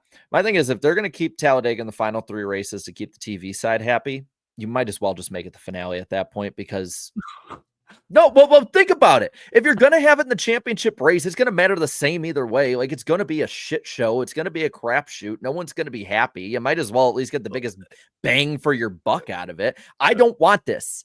I don't want it. But I'm telling you, stop talking about it. Don't give them any. Because they're gonna think you do want it. They're like, oh, he's okay with it. Let's do it. No. My point is like, I think this is what TV's been pushing for years. Hell, at one point, the TV guys wanted Daytona as the finale. Yeah, like this is not something I conjured up out of my ass. This has been like talked about since the 80s. Like this is. And it's the same thing with playoffs. Like that was talked about since the early 90s, and then the chase came in 04. My point is like if you're gonna make wholesale changes, you can't leave the same loopholes open just in different places of the schedule when it comes to a final round, because then you're gonna have manipulation again. Like you got to have a broader sample size. I'm all for let's hit the middle ground here. Playoff points the way they are now, and have a final 10 race. You can have 16 for all I care, because those guys that suck will not be able to have a 10 race, unless it's Joey Logano in an even year, a 10 race really good run if they suck all year. That's kind of where I'm at with it. I just want to send out a personal message to, I Googled Rick Cordella. He is the president of NBC Sports. Rick, if you're out there listening to this, please do not end the NASCAR season at Talladega Speedway. Whatever you or do, Daytona. Or Daytona or Atlanta, yeah. do not finish the season with the super speedway. No. We are begging you. I am on my knees. To say that Atlanta shouldn't end it. It used to for years. I know. Yeah. Throw tradition out this one time. Please. Rick Cordella. I hope Google didn't steer me wrong here. Yeah. And for that matter, if you have a final round, I don't even want it in the final round. Like if we're going to make this change to try and legitimize more, you need to go the full distance. No half measures.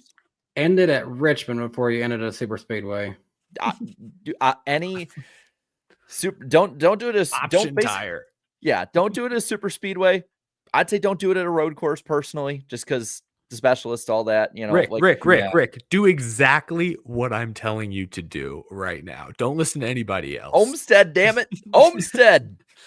Rick, listen to this show. The renovations that they're going to do are good, and we're back to normal. So, we'll kind of do a snake draft here. So I'll do 2 more, and then we'll go back the same order for the other storylines to kind of look at.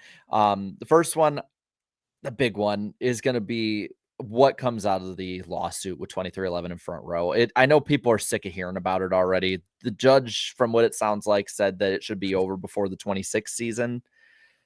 Fully. You got the injunction that was granted. What dirt's going to come out? Like, that's my big question too, is what dirt is going to come out? Michael Jordan is not going to go into court unless he has the best of the best with him in any way, whether it be case, whether it be legal team, all of that. I am very intrigued what would come out if they let any of it. But it's going to come out all year. Tyler Reddick's car this weekend is just asking for trouble.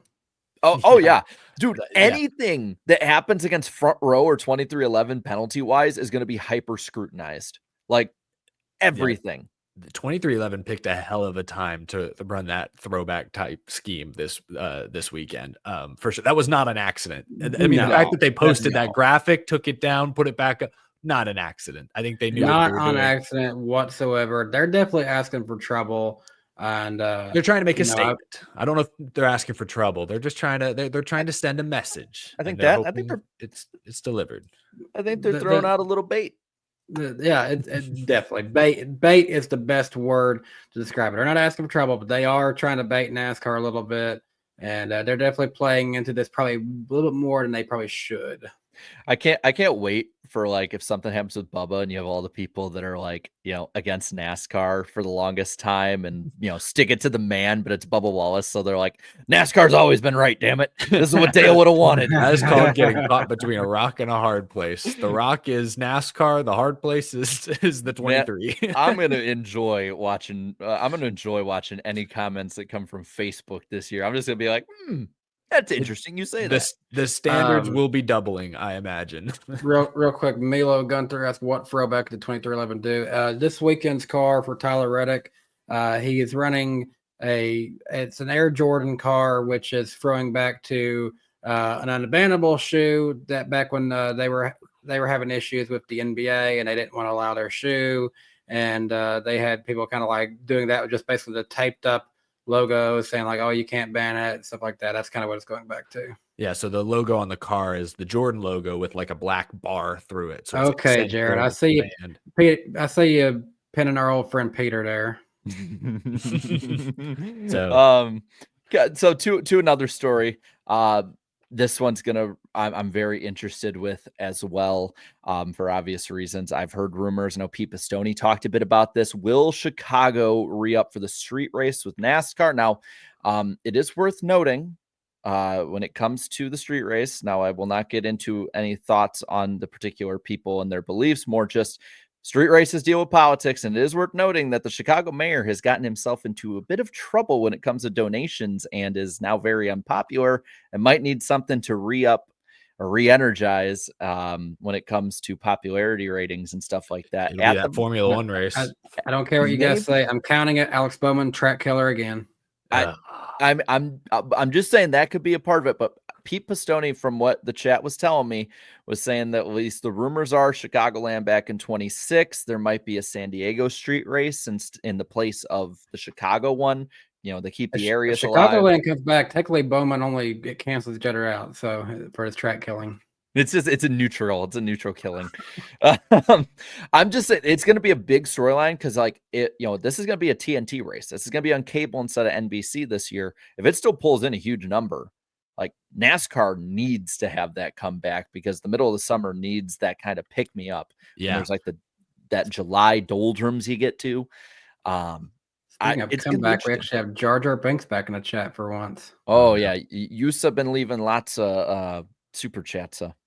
I like the San Diego rumor. I think that checks a couple boxes. Gives us that spicy street race potentially for June, July. I think you can run July in San Diego. It's probably warm, but it's also Southern California, doesn't it? Isn't it always good? There's no humidity out there, so yeah, it's mild. So I like the idea of a San Diego street course. It also kind of sort of covers your Southern California market. It's like 2 hours from LA. It's not exactly LA, but it's ballpark, I guess. Military town. I just still kind of laugh a little bit. Didn't Steve Phelps or someone just go in like we will definitely be racing in Southern California next year? Yeah. We'll also looking back on things. I hate to say this. Of all years for NASCAR not to be opening up in Southern California with everything that's been going on there these last few weeks, probably the best week, probably the best year for them to not be going there. Yeah, because which difficult to navigate, sadly. Which I will say we wish the best for anybody out there going through everything. NASCAR is the least of your concerns right now, but kind of swinging it back around the room here. Eric, what is one of the remaining? What do we got? 4. Joe Gibbs Racing took Denny Hamlin's crew chief from him, like the freaking Grinch.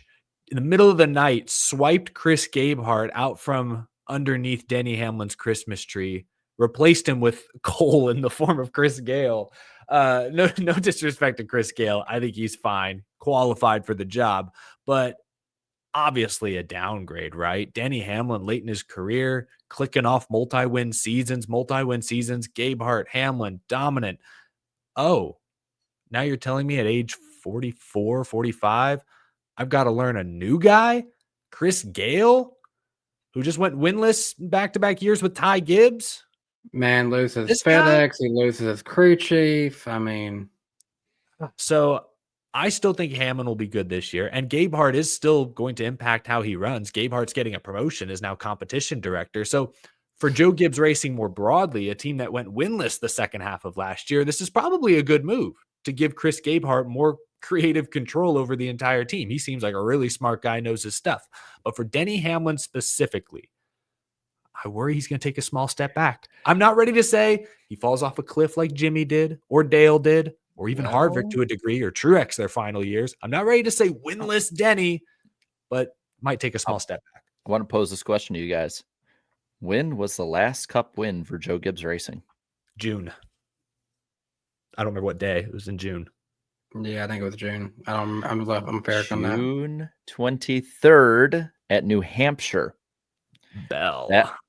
Before that was the 600. Both those rain-affected races. Oh, good. Like, when was the last straight-up race? Dover. And Denny Hamlin. right? April. Mhm. So I have questions. Like, I'm not gonna discount Joe Gibbs Racing. Like, they still performed very well during the season. They're Yes. still gonna have speed. It's not like they were running bad all year or something, or like They whatever. did No, miss the championship 4. yeah, Worth noting. but with the way with 16 available and the fact that you're gonna get your wins at different points of the year. I'm very interested at the start of the year compared to the end of the year how Joe Gibbs Racing is. Are they gonna keep like on this trajectory, or are they gonna go up? Like that, I'm interested in that. And Danny, you have the choice. The ball is in your court for the last two. Which of these are intriguing you the most? And then we'll just have like the ugly stepchild last for whatever one you don't choose. Just because the other one seems better to end on, let's talk about the end season tournament. Yeah. Now I'm we looking talked- forward to it. So that's the thing. I don't think it should. Hypothetically, I know, meme me up if you want. I don't think it's an issue. Like, it seems like it's fun. It's not going to affect the points at all. You didn't Seems like the overvalue it. modern day Winston Noble to me. Yeah.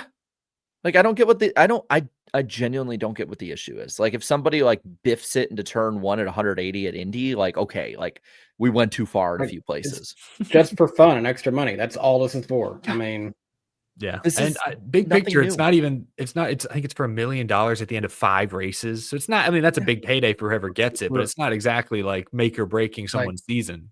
do you remember back?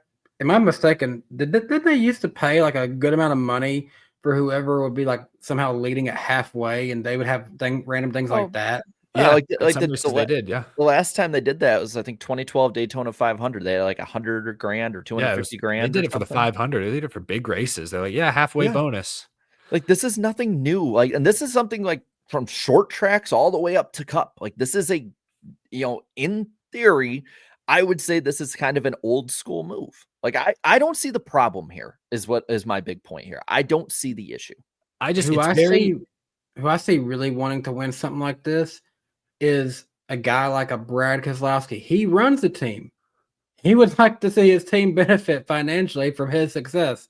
So that's a guy that I see that would enjoy something like a Denny Hamlin, who kind of had the idea all along, if you really think about it. Yeah. Denny Hamlin, he's driving Joe Gibbs' car, but he's still a team owner. He would appreciate the the financial benefits that's going to give to one of his drivers if they do well, or just his Joe Gibbs team if they do well. Yeah, I think it's great. I think it's very NBA. It is TNT's portion of the schedule after all. They've had a strong relationship with the NBA for years. I hope we can get the inside the NBA TV crew, Shaq, Charles Barkley, to cover NASCAR. Can we throw it to the Studio J in Atlanta and have Ernie Johnson break down the final restart of the Brickyard 400? We've been seeing Shaq and Jimmy Johnson going back and forth on Twitter here lately, actually. Who passed him on the inside, Chuck? Who passed him? I just want to see that. Just please, I need that crossover. I don't know if it was maybe just because of my algorithm or whatever. Kind of off topic here, but when they announced TNT would be coming back with NASCAR, like within the day, I had compilations of Shaq and Chuck going back and forth telling jokes, and like I heard I got some women in San Antonio mad at me, and I'm like, oh my god, this is great. Like NASCAR would never allow this because of corporate sponsors, but maybe we can. Like maybe we can. Like Yeah, I we would got love to it. get it in quick because I know isn't Inside the NBA leaving TNT?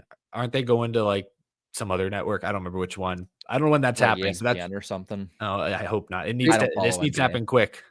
TNT's been making, some big moves to kind of up their sports game a little bit, kind of back to what they used to be. They randomly TNT randomly had 2 of the first round of college football playoffs on there. They did, didn't they? Yeah, I remember being surprised by that. And then Oh, they're going to Danny, ESPN. Thank you, chat. Damn. Danny, you've left maybe what could be the biggest storyline of the first half of the year on the board to, I guess, maybe Yeah. best for last for some. Kyle Larson once again attempting the 600 Indy 500 double. Because he failed to do so last year. I mean, obviously, I hope he does it. He was a top 5 threat in the 500, struggled on restarts here and there, but seemed to get better as the race went on and then sped on pit road. If not for that, he might have finished top 5. Yeah. So If he doesn't make it work this year, I don't see any way that Rick Hendrick lets him try it again. Yeah, it would be really tough too, just because it's like how much extra money, like does the publicity match, stuff like that. What I think I'm interested, we talked about And- earlier, is Prime's coverage of Larson Watch on the Mhm. pre-race. Like I want to see how they do it, knowing they have to prove something versus Fox, who's just like, hey, here's a 16-second commercial of Joey, Jeff, and Dale. And I still say, I think him not being in that race ultimately helped benefit to him, losing the regular season championship last year, which likewise hurt him when we got to the playoffs later on. absolutely. I mean, he'll never admit it, but it's like that is the clear-cut difference. Like that was, right up front. Yeah. But we had a lot to cover. Luckily, the second half of the show, we have our fun segments like our predictions, random driver, stuff like that. Yeah, we But probably should say that. Yeah, we have almost 800 people watching right now. Thank you all for tuning in for the first show of the year. yeah, We want to let you know there are some fun segments returning in the second half of the show. And so, yes, Well, we need it. We're still getting back up to speed. Our in-show teasers timing. and promos, yes, are not up to our typical standards right now. It's We're technically getting the there. I preseason. will say one thing that's not returning this year is a like goal. But I mean, if you guys want to like it, I mean, you can. You don't have to. You're not required by law or anything. But I would like for you guys to like the show. I mean, This should be. We did peak over 800 a little bit earlier. I did So- see. Is Danny still gaslighting even with no goal? I mean, Eric, they don't have to. There is yeah. no requirement. There's no legalities. But I mean, if they don't want to just be rude, I mean, all you gotta that do sounds is like take gaslighting to me. 1 Danny, second how could to you? like it. I mean, Well, how about this? Let's give them a breather because again, we have so much stuff coming up. We got the lightning round in a bit. We got reckless speculation, some stuff that was talked about a bit, predictions, random driver of the week, Bowman Gray. Heck, we even have a I even got my buddy John to help me out with a NASCAR themed gender reveal for you guys because I know a lot of you guys have been asking. But first, we need to thank viewers like you, as Danny would say, for the first of many when it comes to this super chat stage breaks. So I'm going to pull up that on my end. And I think unless it's inappropriate, I'll just pop them on screen. Yeah. Oh, you can do that? Okay, I like it. Yeah. So let's see what we got. Unless, hold on. I got some before the show, and I don't think StreamYard has them. So we're going to pop up the ones too from before the show and go from there. Those won't pop up on screen, unfortunately, but Spencer Purcell with a 43-month member chat said first member chat of season 8 because why not? I appreciate it. Bailey Reichertz for the 5. Corey talking down on lower series when he hasn't had a top 5 at a non-super speedway yet and hasn't won since ARCA was K&N was K&N is wild to me. Pretty questionable. It was an odd choice of words. What he said wasn't incorrect, I don't think, and it's a valid way to view racing between Cup, Xfinity trucks. But like, it just struck me as unnecessary. He didn't even win those modified races he entered, did he? I don't know if does he have modified wins? I don't even know. I have no idea. I know he ran some in recent years, but I don't think he won. Boo Harvick forever for the 2 here says, welcome to Winston, my home city, Winston-Salem. Nice. We have lots from Jar Jar Banks. Oh boy. Jar Jar Banks left 3 $5 super chats. So first one says, sorry, Blue Jimmy and Misa going to be at Thesa Clash Thesa Saturday and Sunday. Won't be able to watch Thesa live stream, but Misa will boo Thesa doo-doo head Harvick. Is Harvick making an appearance at the class? I guess he'll be in the booth. He'll be in the booth. It says Misa wants Yusa to all type hashtag boo doo-doo head Harvick forever. We all know he's Thesa hypocrite. And cheater boy also Misa stand with 2311. And then says Jared, my name is Jarrett, Jaret. Says Yusa need to read Itza correctly and use Disa voice. Also Misa want Yusa to sing Disa Father by Sabotage. You never cease to amaze me, Jar Jar, but you didn't get my name right, so you got like the second half-assed. Brutal. Alex left for the 10 says, hi guys, glad to see you back. Eric, congrats on the wedding. Thank you. Another season, another year of hoping NASCAR updates their pet apparel selection so I can give my dog Gordy a Joey Logano hat. We can see the lovely corgi, it looks like. Oh yeah, there's the dog right there in the profile picture. I got it on the screen, Jarrett. Awesome. So you can see it. Yeah. So wait, you can see him, but I can't? What the hell? Yeah, popping them up for you. Oh, Yeah. Thanks. Yeah. Okay. Well, then the next one we'll read a couple more here. I'll catch us up till at least the start of the stream, Yeah. and then we go from there. Isaac with the 5 says, hey guys, weird to be starting a new NASCAR season without knowing the actual 2024 champion was, because it sure ain't a guy with 7 top 5s and a 17th place average finish. I didn't say that, he did. That was not me digging up skeletons. Wow. He was more deserving than that cheater Alex Bowman. I will tell you that right now. Alex left with the 5 says, also Danny, who do you think is winning Royal Rumble? The Royal Rumble, I should say. As much as I hate his guts, I'm thinking CM Punk. I think it should be CM Punk, but at the same time, I just don't know what direction WWE is going to go this year. Let's see, a couple more. Let's see. We'll get 2 more here. Daniel M saying with the 2, excited that y'all are back. First super chat in the channel too. And then Hunter Nixon Fishing with the 20. We'll end off here and then get the rest in the final super chat stage break, saying, I thought Kyle Larson, who is the sport's best driver, saying he essentially would rather have a 6+ win season at this point than win another championship under this format was damning for this format. Yeah, I mean, I can't blame him. He absolutely would feel a little jaded after the season he just had, the numbers he put together, and to not even make the championship 4 just because he had 2 or 3 bad races at the worst possible time. Like that, it'd be hard not to feel resentful. Is that the right? Did I English correctly there? I think you did. Close enough. I think you understand what I'm trying to say. So I don't fault him for saying that. That being said, winning the championship still pays a whole lot better than 6 wins. So yes, I think he'd like to win the. If you took a lie detector test, I'd like to win the championship. That would be pretty nice.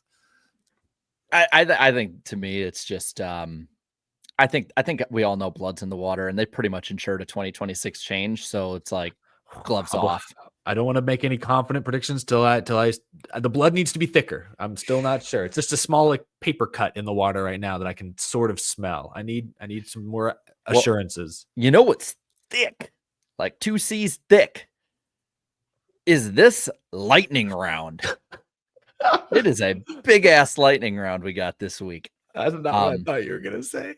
By the way, I want to thank Jet. I think me and Eric were going one direction, but you weren't. Yeah, I thought you were gonna say something completely different. I thought it was gonna be related to the poll question. The poll that came up had me thinking something completely different. I thought you were gonna say something about feminine doorknob in the chat here. I'm gonna let that roll. You're trying to get him in trouble, Eric. Don't get me in trouble. Don't get me in trouble. Lightning around here. We'll let the poll roll until the end. By the way, thank you to Jet MDK for the awesome graphics. There's more of them to come at the end of the night. Andrew said, "Whoa, the lightning doesn't strike Danny down anymore." We can add that later. We'll add it in post. First off, of course, we have the NWP channel for episode replays as well as specials every now and then. We'll be more active this year on that for sure. But we got a hefty amount here. So let me roll through a few, and then if we need to cover any, we can. BJ McLeod has opened a roller coaster, or is going to. I don't know if he has or not yet, but It's a still roller under construction. Okay, constructing a roller coaster in Pigeon Forge. There will be 2 tracks on it, and the 2 coasters will race each other, which is the first kind of ride like this, which is awesome. And it will be very easy to find if you've ever been there. Right as you're exiting Pigeon Forge on your way to Gatlinburg, it'll be right there, right at the end of town. They'll be very easy to find. Danny, we got a lot of stuff. We got to roll. This is lightning striking everywhere. The Netflix show is debuting in April. So, yeah. We already talked The about that, didn't Netflix we? show. Also, off topic, Toyota has left the NHRA. So, Oh, well. JD Motorsports is officially closed and sold off all its assets, according to Bob. We talked about Lee Diffie being back. Days of Thunder, by the way, Days of Thunder now available on YouTube for free with ads. So, That's cool. yep. Amazon Prime will sponsor Chase Elliott for 3 races through 2020. Scooter replacement. Yeah. Basically.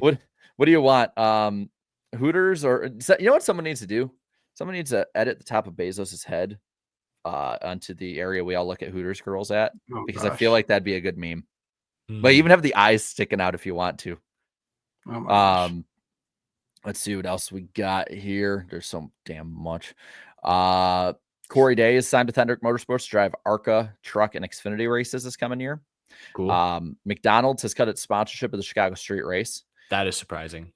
Couple of tire tests at Phoenix, Charlotte, Michigan, Iowa, Gateway, and Loudon, and Cup drivers will be allowed to race in the event in Mexico. Xfinity event. Yeah. A little surprising because they This didn't is- allow them to do that the first year of Chicago. This is what I want both of your guys' takes on. The NFL has pretty much confirmed expanding to an 18-game schedule with an extra bye, meaning the season would start the same week as the Southern 500, and the end would be they would end on President's Day weekend for the Super Bowl, which is traditionally the date for the Daytona 500. This reported by Adam Schefter. Danny. It shouldn't impact NASCAR per se. I would say just push the season back 1 week. NASCAR's done a great job of where our season ends way sooner than it used to be. Like, it used to end way later into November. We can afford to push back 1 week at this point. So I don't see, well, it's going to start around, September. It always does. But we cannot have the Daytona 500 try to compete with or be on the same day as the Super Bowl. That's a big mistake. Don't ever let that happen. 100%. It sucks to potentially lose that sort of President's Day weekend tradition if it comes to this. But yeah, ultimately the NFL is the big bully in the room. You can't battle them. You have to bend. You have to pick a different weekend. Yep. It sucks, but you just have to. That's a fight you don't want. Yep. They can handle the Clash hates being the same night as the Royal Rumble. They can't handle Daytona 500 being Super Bowl day. Yeah. The Puppy Bowl is the only thing that can go head to head with the Super Bowl. I am so sick of the NFL's expansion. I can't wait for the bubble to pop. Yeah, because week 7 or the new week 18 was so fun to watch this year. We got to have a week 19. I feel like the NFL at some point is going to make a play in just to make the season just that much longer. If NASCAR actually chooses to have the Daytona 500 compete on Super Bowl day, it will be the year the Vikings make the Super Bowl. Of course it would. Of course it would. All right. Let's back to the NASCAR front, and there's so much more lightning to have. Rookie stripes are no longer on the cars in the top 3 series, and everyone screamed. NASCAR 25 will include Cup, Xfinity, trucks, and ARCA. Let's go. Woo! Dude, I'm telling you, the Hope it's good. online lobbies with ARCA brakes are going to be beautiful. Like, that's going to be amazing. Goodyear is bringing an option tire to Phoenix in the spring. It's not going to be mandated, but if it improves the racing or makes anything about it better. It'll be the compound for the finale weekend. So, Phoenix will be interesting for at least one reason in the spring this year. Red Bull is back in NASCAR, sponsoring SVG for 5 races, and Zilich at Coda for his. I know, I love it. The only thing I wish is they could get the red back wheel the way they did back in the day with the bull. I hope that they do more next year, and I would like to see more of an old school look with that big bull in the back like they used to. Yeah, I would love that. Casey Kane set to return in the RCR number 33 at The Rock. Daniel Trotta will be the pre and post race host for Prime, and Corey LaJoy will work as co-host and analyst for the broadcast as well for Prime. Jim A is majority owner of Legacy, so not shocked. It's literally his legacy now. Triple Truck Challenge will be held at Martinsville, Bristol, and The Rock. Cup and Xfinity drivers allowed to race in it, but are not eligible for the money. And Dash for Cash will be at Vegas, Martinsville, Bristol, and The Rock as well. Cup drivers, same thing as before, can race, but can't get the money. Trucks will have live pit stops at every race but Lime Rock, and also in sad news, RIP to Bill Weber, who passed away. I know a lot of people were trying to theorize and stuff about that. Honestly, just let the family have privacy. Like they announced it when they wanted. I know some more. I know some more about that situation, but I don't think it's gonna be made public, so I'm not gonna say anything about that. Yeah, but I'll just say it's been a tough time for that family. And we will be back on Wednesday, starting next week on Danny's channel, February 5th. I want you to say what you said in the actual notes. You said next year we will be on Danny's channel. All right, I got one thing wrong on the itinerary. All right, next week we're having a NASCAR yearly podcast. We are Glass Case of Emotion. NYP. Does that mean we have to start talking about poop and shit like that, like they did? You said it twice in one sentence. Yeah. But the thing is, like, they went in excruciating detail. Like, I don't need to know. Like that's something about drivers. I don't need. I got to ask this because I saw Dirty Mo had a commercial for the bunch of their new shows that they just keep churning out, and like, is that just like a running theme of? Is like the NASCAR community like have like a thing for poop or something? Because they keep talking about it in like all their podcasts, and I don't understand. It's really freaking weird. Were Gluck and Bianchi talking about poop on No, I don't need to know about Dale Jr. and Amy Earnhardt and where they go to the bathroom. But if they had to put that in it, I'm like, is that the pilot episode? That's some new thing they're doing. I don't know. Like, I have no interest. Hey, I'm hooked. I love it. Eric, I have questions. I like Noah's comment. People order our patties. Hoopla! All right, but that was the lightning round. Again, thanks, Jet, for these awesome graphics. And I'll put it up again. Yeah, I'm ready to watch some racing, guys. I'm really looking forward to watching racing this weekend. Yeah, how about we do that? So what I have not paid attention. What's the 60? So we're going 70 to 30%. Say it'll be a boy versus a girl on this one. So I guess I'll put it on up for you guys. I want to thank John as well as some others. I thank everybody after, but just for helping me out with this. This is really cool NASCAR style on it. I was going to slip up eventually and say boy or girl, so I might as well get it out of the way before I screw up. So here we go. Here goes nothing. I'm sorry, audio listeners. You'll have to hear the radio broadcast. Well, we're just moments away from the Little Kid 500, and it's that time of the year when we find out if it's going to be a boy or a girl. I'm John Ramos, next to Father Lumber. Can I say that now? I think I can. Making me sound a bit like a priest, but we'll roll with it for now. Well, Dad will do. But I think they're lining up on the track right now. I think we should get back there really quick because they're about to go green. As they're 2x2 heading through the tri-oval, let's light the fuse in the Little Kid 500.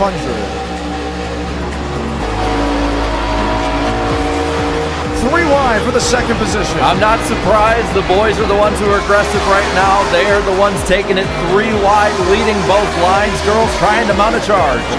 White flag, 1 lap to go in the Little Kid 500.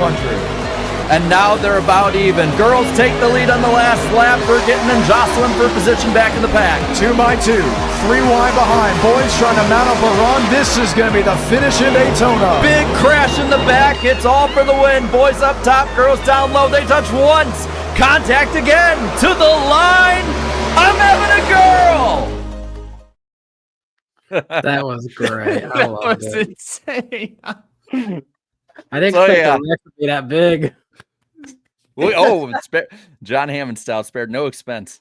That's amazing. Well, congratulations, Jarrett. I hope everyone enjoyed it. I wanted to make sure that we I wanted to That make was sure a it was whole lot something- more environmentally friendly compared to some gender reveals. I didn't burn down a forest, so you know what? You can hate NASCAR YouTubers all you want, Reddit. I didn't burn down a forest. Jarrett only wrecked 15 NASCAR stock cars to make this gender reveal. That was so clever. Shout out to John, to IDK player. That was amazing. You guys did a great job with that. How many people actually showed up to help y'all film that? I think it was like 14, 16. There were a good amount that showed up. That's hilarious. I Did y'all have to re-record it because the boys kept winning? Did like No, we got in the first go round. Like, Oh, it was wow. perfect. That was. But I you kid you not. guys did one where a boy won and one where a girl won, right? We were going to, but with that one, it got so well. We just told the guys, yeah, we already got like a picture of the finish, like with the boys in front. So we'll just do a roll with that. And then they're like, oh, okay, bye. But I real quick, I want to thank John, who I know is watching right now. I want to thank Riss for letting me do it. For one, just because. Shout out to Riss. Yeah, she's the real hero here on it. I also want to thank Chase Crawl and Andres Veras for the designs of the cars too, which really stood out. Josh Kenyon and Zachariah Cartledge, as well as the two up front battling and all the other guys that showed up last minute. It means a lot. I really appreciate it, and I can't wait to call the race next week, Florida 500 too. So, and I can't wait to have a kid. Quick question: Are those cars, are they on trading paints, or someone could just randomly race the Jarrett girl car? I think so. John would have to give the yes or no, but I'm pretty sure it is. We're gonna show up to NR night rocking the Jarrett having a girl car. Go for it, man. I'm all for it. You know, that was so funny. I'm so excited for you and Riss, obviously. Like, that was cool, but I was not expecting that production value. And the little kid 500. Little kid 500, I like it. I thought the funniest part was he called me Father Jarrett. I'm like, you make me sound like a priest, but There were so many good bits in that clip, man. That had me smiling ear to ear. That was so good. Oh my! And then, of course, we have our resident Prego in the chat here. I keep calling her Prego. Lego my Prego. She's got a good sense of humor. She's got. Well, I know she does, two. but still. Of the two of us, she's the one who would laugh the hardest at that. That was exciting. that was hilarious. I love it. Yeah. Jarrett's having little baby Ice Cube. Mm-hmm. I really hope that she doesn't come out singing straight out of Compton, but we'll roll with it if that happens. But yeah, I'm confirmed your daughter will one day sing at the Clash. Yeah, well, I mean, if it has to be that far out of out of style too, the way the Clash did it time wise, then it would happen in 2061. You'll be 90. Oh, geez, don't remind me. But yeah, that was a lot of fun. That was a ton of fun, and we're gonna keep. I will say we're gonna be private. We're gonna keep the name private, just because I think it's not Dale. I can Dale. I can laugh at this name. Too tough to tame, said Preg Biffle. Does that mean I got stiff for the biff? Oh, all right. What's our next segment? What's our Hey, I'm not gonna lie. When you said thanks to Riz for letting me do it, I'm like, I had like. Yeah. Well, next up is the headlines. We got a couple things to talk about here. Not really too many headlines, but there's a little reckless speculation we can go over for a couple minutes here. The big thing is it seems like they're mulling over the rotating finale for the season. So I want to know, guys, what tracks should be in the rotation? I think Homestead should be in the rotation. Great racing, maybe the best racing. I actually think Phoenix should still be somewhere in that rotation. Great facility, warm weather city. Don't have to worry about a rain delay. Big market. If they can ever get the Auto Club short track built, I think that would check a lot of boxes as well. But I think they've abandoned that project. So then you throw out a place like Kansas, another great racetrack, little cold for sure, but you might have something there. It's NASCAR owned, so it slots into that time slot well. Those are the ones that immediately come to my mind, but I feel like there's one I'm forgetting. I'm still on the Kansas train. Next. I mean, Kansas honestly is not like it's hit or miss, but it's not terrible. Especially if you're able to keep it at the last week of October, first week of November kind of thing. That it's the best track in NASCAR right now. If we're gonna rotate, I wish it would actually be ISC and SMI rotate, and then they can choose which of their tracks they want to put forward. Like SMI, choose Las Vegas. It's this car suits that style of racetrack now, and weather-wise, that would be a good place that time of year. I mean, another one. If you're going to do SMI, Charlotte, make them finish at home. It's a growing market. It's a bigger market, so if you're looking at that side of it too. But on top of all that, man, have the guys, the teams and guys, everyone at home. I mean, they already for Bowman Gray did pre-race inspection at Charlotte Motor Speedway. So I wish SMI would be able to, if we're going to rotate, let's do an actual rotation. Let's rotate between the two major companies and do it that way. Someone asked, would Nashville be an option? Well, if SMI has it, yes, it could be an option. They could choose Kentucky Speedway. They never go there anymore. They could go there for all that matters. Texas finale. Hell yeah. Don't you put that evil on me, Ricky Bobby? Which one, Texas or Kentucky? Yes. I feel like Patrick, yes. No, I hope they put some kind of rotation in. If not though, my number one goal is let's go back to Homestead. It's best racing they can get for a finale that they have if they're not going to put Kansas there. That's the easiest adjustment, which I hope if they start the rotation, start there. That's a winner. Yeah. Let's see, guys. I think we can get into our fun segments now. What do you think? Fun segments. We're having fun. We're having fun. We are having fun. We'll do it live. Oh, Eric broke his camera. I literally just banged. Can y'all hear me? Yeah. Yes, we can hear you. Oh my god! I just hit my desk so hard, my computer went black. Oh no! Oh no! Can you see me? No. Well, yes, but no. Oh shit! Okay, I'll be back. We're having too much fun. Oh my god! Wait a minute. Oh crap! If he comes back in, we're gonna have 4. Hide him until he's ready, right? Yeah, I think I'll remove him from the screen for now.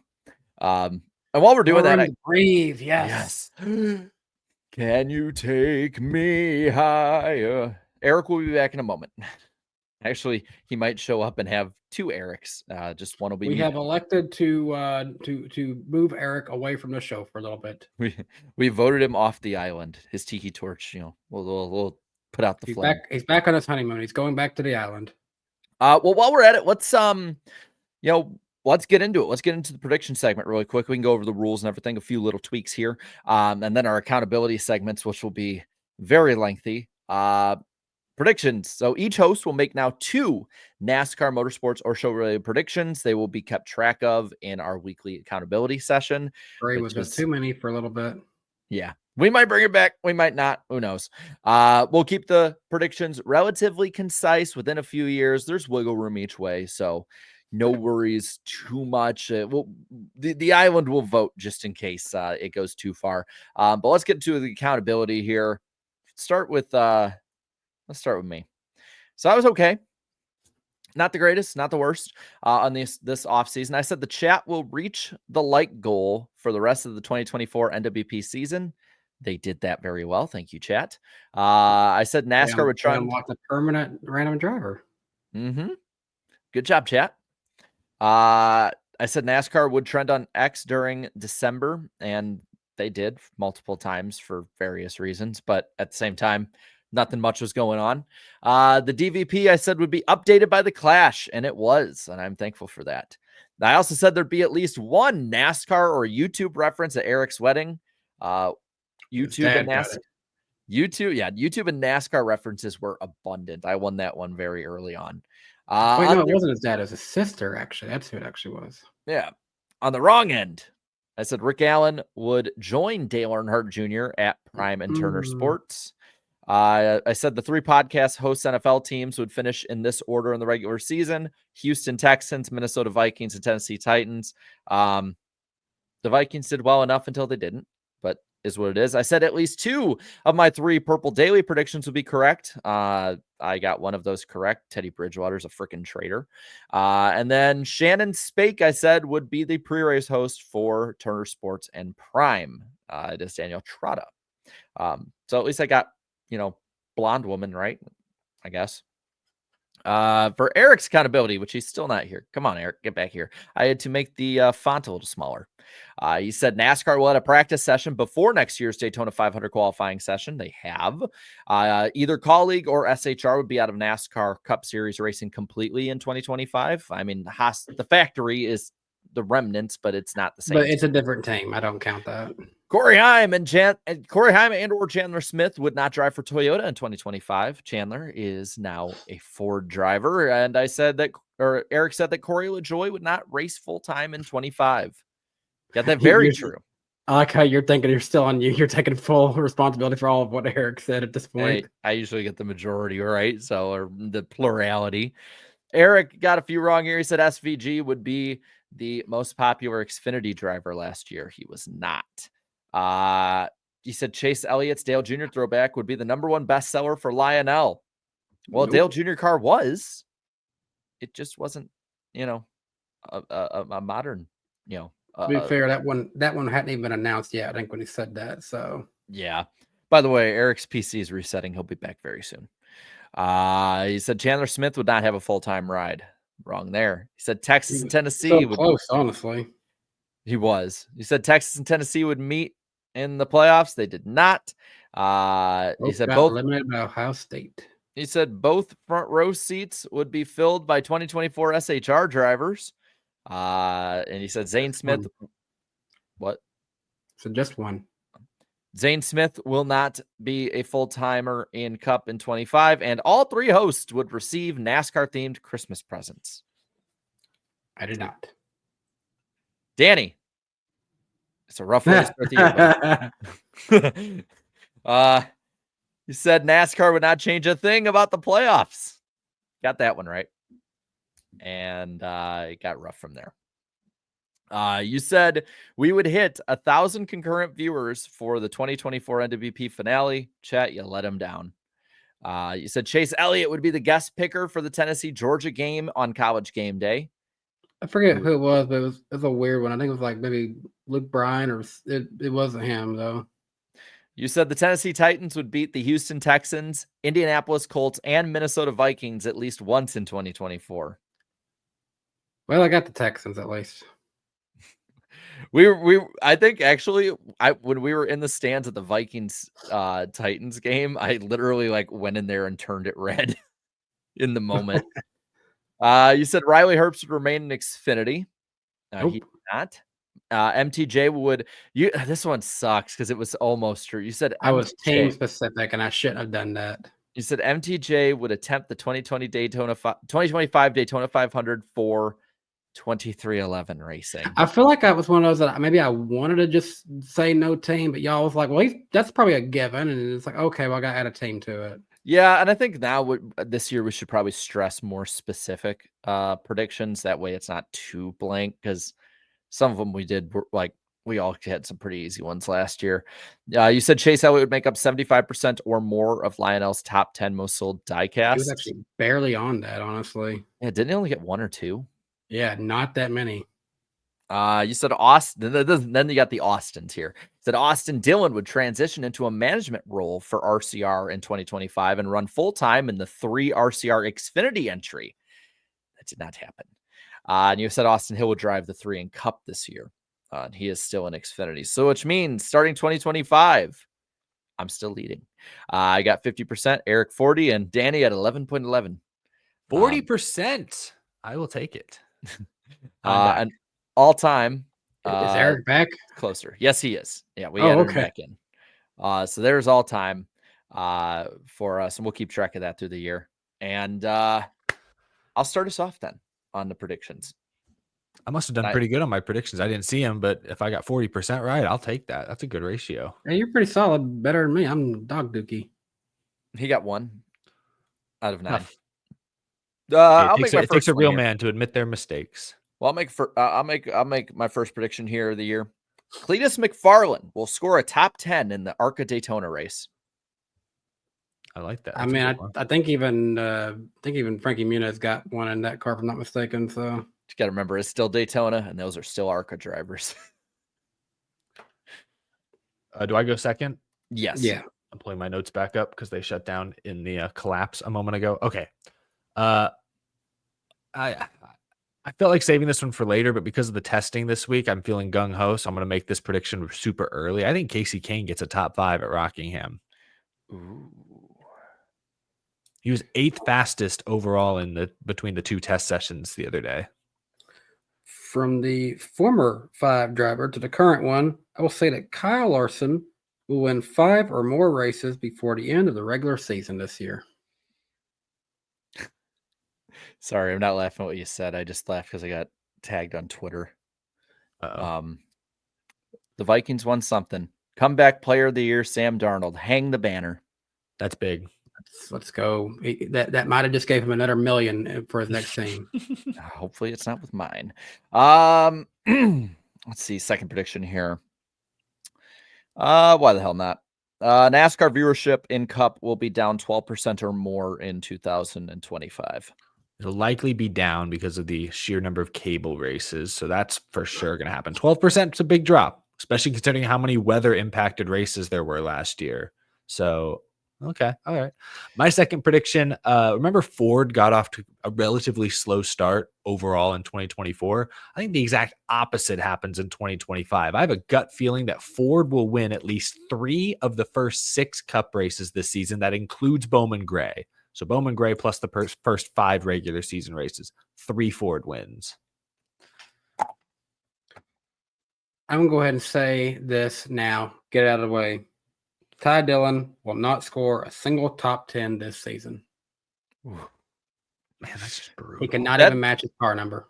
That's the thing is, like, it's a full season, so it's like it shouldn't be realistic, but it's Ty Dillon. Man. Well, And that's me considering there's super speedways and anything happens. He will not score a top 10 this year. Danny the hater, you've chosen death. I mean, they can choose Ty Dillon this weekend. But before we get to our preview, we do have a nice fun segment that we don't have to beg for anymore. We got our random driver of the week segment that's back this year. Week. Bill. Echo, No, I'm kidding. Minimize the chat. Yeah, minimize chat. Put something Get over. out of here, chat. We'll Whatever come you back gotta to y'all do. later.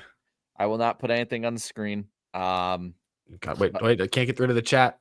Shit. Okay, we're good. We're fine. So remember, you guys have 3 predictions that you can get, or you can use 3 predictions, I should say. These just be facts from these different drivers. The last 5 from last year, James Hilton, Connor from LE Productions got that one right pretty damn quick. Yeah, I can't believe that. That was insane. Eric then went on a heater 3 in a row with Morgan Shepherd, Dawson Cram, and Buck Baker. And then Danny tied it all up on the year with Joey Logano to end the year because I wanted one so obvious people would not guess it right away. And it worked. But I got it fairly quick. Yeah, but you didn't guess right. It took I went back. It took like 10 minutes. You're like, you really I was didn't do thinking, Joey like, Logano, did you? I was more confused. I was like, no way, this guy's actually just doing Joey Logano. Reverse psychology. It was such an easy one to pick because I knew people would be just like, what? Why? That was me. I am people. Yes. Let's roll off here off the pits and get to this. First one, this random driver played football, basketball, and baseball. Good for them. Very athletic. According what? Nothing. Go on. Sorry, just the way I According said that is all. to NASCAR.com that had an article, this random driver is 5'7", just according to NASCAR.com. Okay, so So, a little bit shorter than I am. Short king, yeah. This random driver Wait. driving Played basketball? What, at like 6 years old? high school. I mean, High school basketball, even at 5'7". I've just been some short basketball players and times. Muggsy was there at one point, whatever. I guess it must be an older driver then. This random driver's Cup career was only raced in Fords. Shorties and Fords. Oh man, Danny making me laugh with his comments like unintentionally. it's a it's psychological intentional. play. In this random driver's racing career, this random driver raced Fords, Chevys, Pontiacs, Buicks, and Oldsmobiles. Okay, so they are old as dirt. Definitely an now. older driver. My suspicions were correct. This random driver's driving career is largely forgotten. Shit. Well, then what? No one knows them. We're so screwed. At least I am. This random driver is from Chesapeake, Virginia. Oh, that feels like a hotbed for racing talent. That should have helped me, but it doesn't. Which means this random driver's roots were also then at the Langley Speedway. This random driver has made 29 starts in the NASCAR Cup Series. No guesses? By the way, got 24 clues. We're 8 in, so we're a third of the way in. Is the chat has the chat picked it up yet? No. Oh, thank God. This random driver's best career Cup finish was a 14th place run at Talladega in 1995. 90s. Okay. So they stuck around a while. 14th was their best. In Cup. Dang, they sucked. This random driver's Cup career was mostly ran at Junior Johnson's team.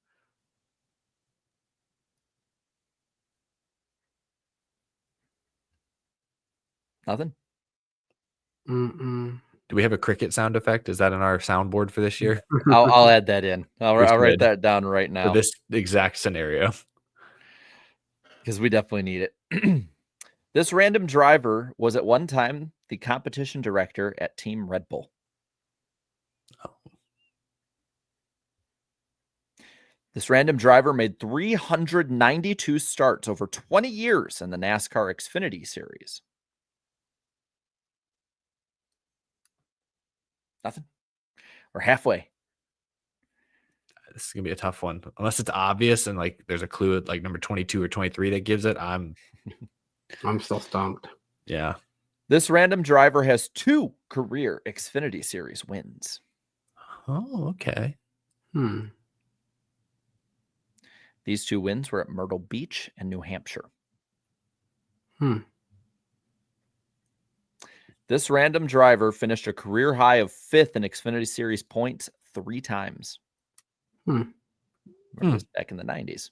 I assume that someone in the chat has to have gotten it by now, right? The Red Bull and Junior Johnson hints were probably big giveaways. Yeah, they mostly got it. Damn. This random driver finished 38th and 43rd in Cup points in the 2 seasons that they ran in the Cup Series. And they were in Fords and Cup, right? Only Fords. Or mostly, I believe, if not almost completely. Pretty sure it's mostly, though. This random driver drove all but one of his career Cup races in the number 27.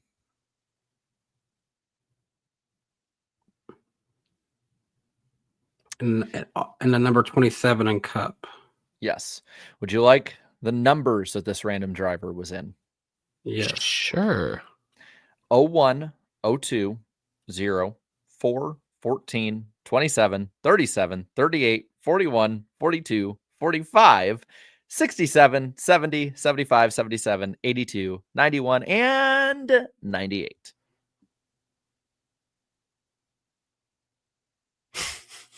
I got no idea. This random driver was born in 1959.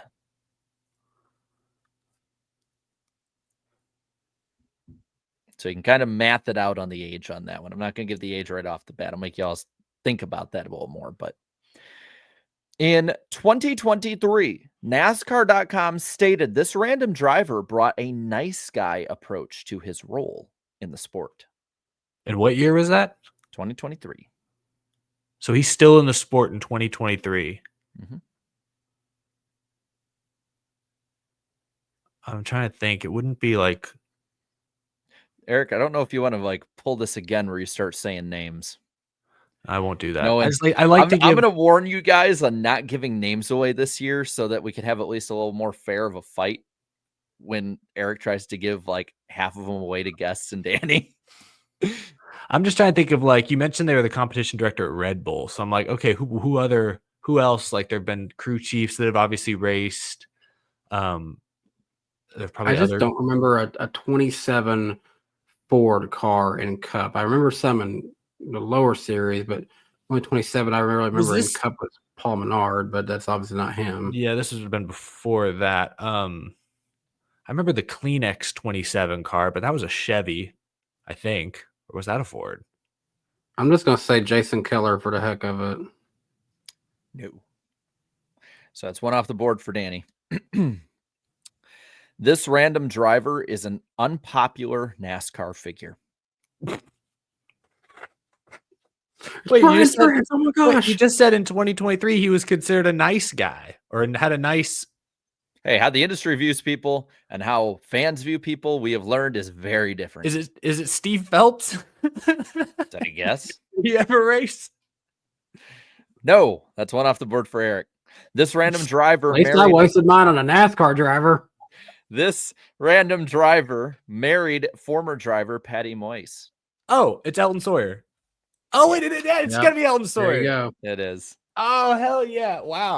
I was in the dark. The last two was going to be this random driver has been in the NASCAR headlines recently. And funny. the last one is going to be Danny owns at least one diecast from this random driver. Danny, there's a diecast behind you. Is it It's in the room. It's in the room. It's the Tennessee 98. Oh.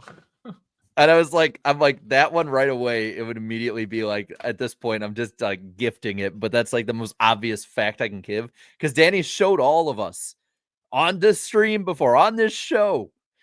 So the chat had it for a while. They were like, Yeah, now that I think about I it. see now why he would be considered disliked for more recent times, I guess. Yeah, that now your late clues make a lot more sense. Yeah, but I don't know anything about his driving career. I knew he won an Xfinity. So actually, you said he won 2 we Xfinity were both races. equally stumped on that one, so that was a good one. Yeah, that was a good one. That should have been more of a hint, but I didn't know about what Cup. I didn't even know his Cup history at all. He drove for. Did he drive for Junior Johnson in Cup, or was that?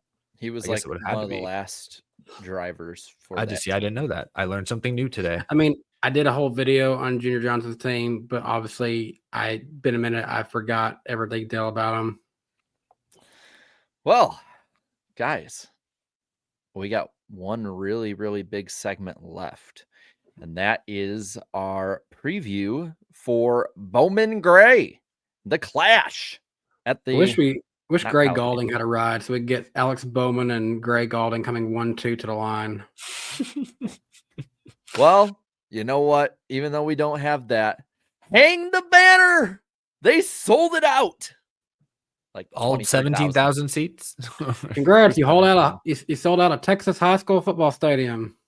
That's about half of a Texas high school football stadium. Yeah, you're right. It's actually smaller. And then Tim Brown and Burt Myers will be running in this race. Brown in the 15 for Rick Ware and Myers in the Team Amerivet 50. So that team is still there, at least Team Amerivet.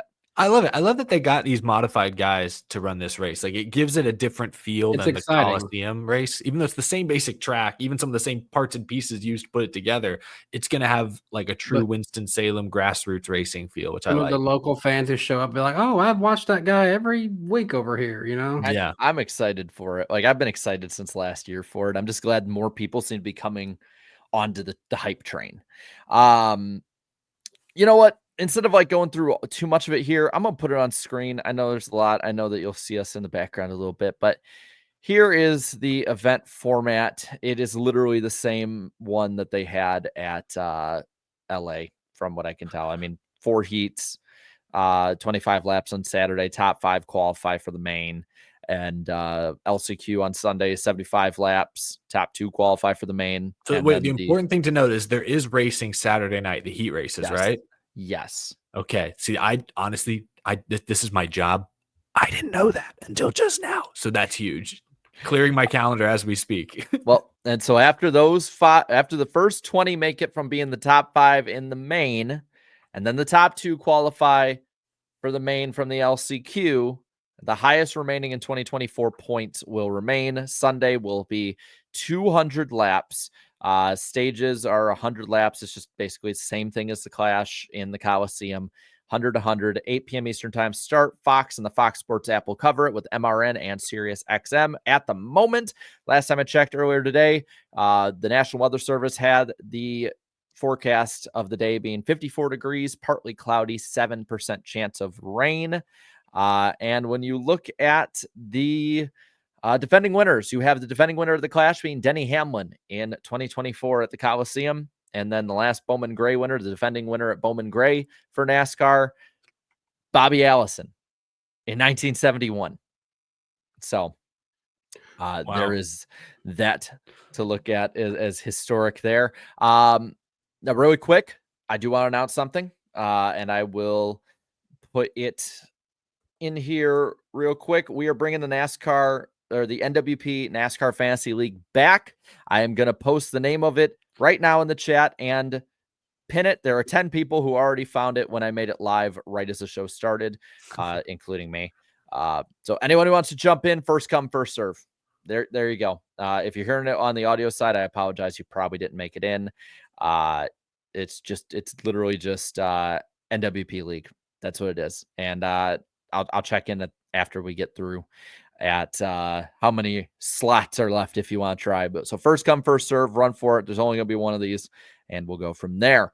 Now, when it comes to the bragging rights of the chat and the hosts once more, we have to review last year's pick points, where Eric finally broke through and got himself a victory. 4 points over the chat, 5 over me, and 18 over Danny. These are the pick rules, by the way, for anyone who was wondering. Same as last year. I need to screenshot this. Yeah. So if anyone wants to keep track, if I either got the math wrong or you think I'm being dishonest, there you go. And well, we're going off last year's standings. So Danny, lead us off. Who is going to suck in the Clash at Bowman Gray? SVG. Oh, suck. Oh, by the way, suck pick can be suck or miss. I think he could potentially miss, but yeah, I don't think he'll do good. I remember the rest of his Cup career before this. I'm going to go Cole Custer. Dang, he's just got back. We're already going back to him. Yeah. The chat's sticking with old reliable. Ty Dillon. Ty Dillon. I didn't even have to look. I didn't have to look. I knew you said that it'd be Ty Dillon. Yeah. I was gassing him up earlier, but this just doesn't feel like a Michael McDowell kind of race. No McDowell supremacy. Not for this one, at least. He'll get him at Daytona. He'll be there. All right. Who now, Danny, is the dark horse pick? Not the win, but considering what team he's on, and they're just having fun. How about Burt Myers to at least get into the main show? I like it. I hope at least one of those guys makes it. I'm going to go kind of fun with this because I think this person could actually be a real threat to possibly sneak up and get a win. I'm going to go with Noah Gragson. Mm. And I haven't looked at the chat, so I apologize. Chat- I've been focusing on everything else. Chat is they're kind of all over. There's definitely a few for the 50. I would say put him in with the 50 of me. I'm seeing a little bit more of that. Yeah, there's some Josh Berries as well. But yeah, the 50's fine. It's pretty split. It's not the most important pick. So It's one of those that they'll never get a chance to say that again. So why not? I'm leaning Ty Gibbs for mine. I just feel like kind of a rough Rock'em Sock'em race. Why not? I think he could be top 5.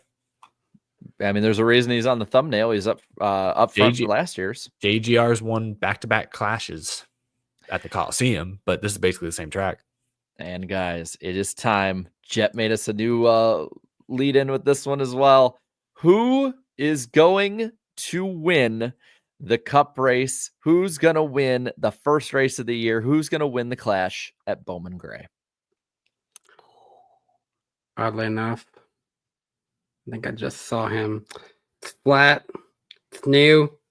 Guys, it's short track racing. Joey Logano. Danny got the win of the night with just that alone. That was like Jim Carrey levels of facial contortion. That was a perfect impression. That was great. I've known all off season I was going to pick Joey Logano for this one. Wow. Okay. Well, then I'm going to go with the most consistent driver at the Coliseum. It's the same type of racetrack, except that you won't probably be pinched into as much trouble because there at least is the grass to escape to. I'm going to go with Kyle Busch. I was thinking about going with Kyle Busch. I'm glad somebody else took him, so I wasn't forced down that route. I think the chat was going to as well. So I'm seeing a lot of 5s. Yeah, chat. There's a lot of 8s, but now there's a lot of 5s. Do we want to give him a Larson? I think they're pivoting to the 5. Yeah, let's give him Kyle Larson.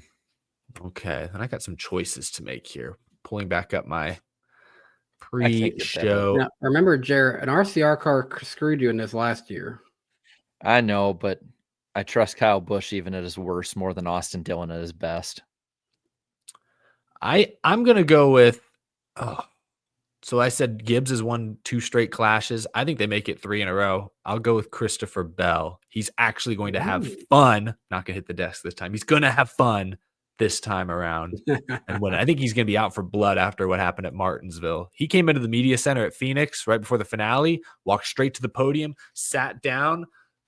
I was cheated out of a spot in the championship for it, like a freaking Bond villain plotting his revenge. I think the revenge begins at Bowman Gray. We'll do it live. We're having fun. All right. Well, we are definitely actually having a lot of fun tonight.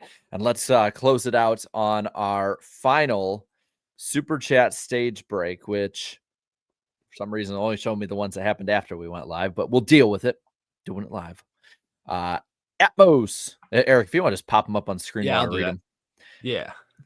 Playing Black Ops 3 Zombies. NWP is back. Racing is back in just 3 days, and all with the same good ass dinner. Life is good. Life That does just sound pretty good there. Atmos.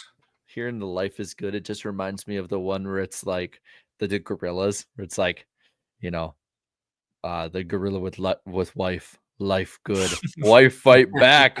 Kill wife. Life sad. I've sad. Think about wife. Think about wife. Regret. SW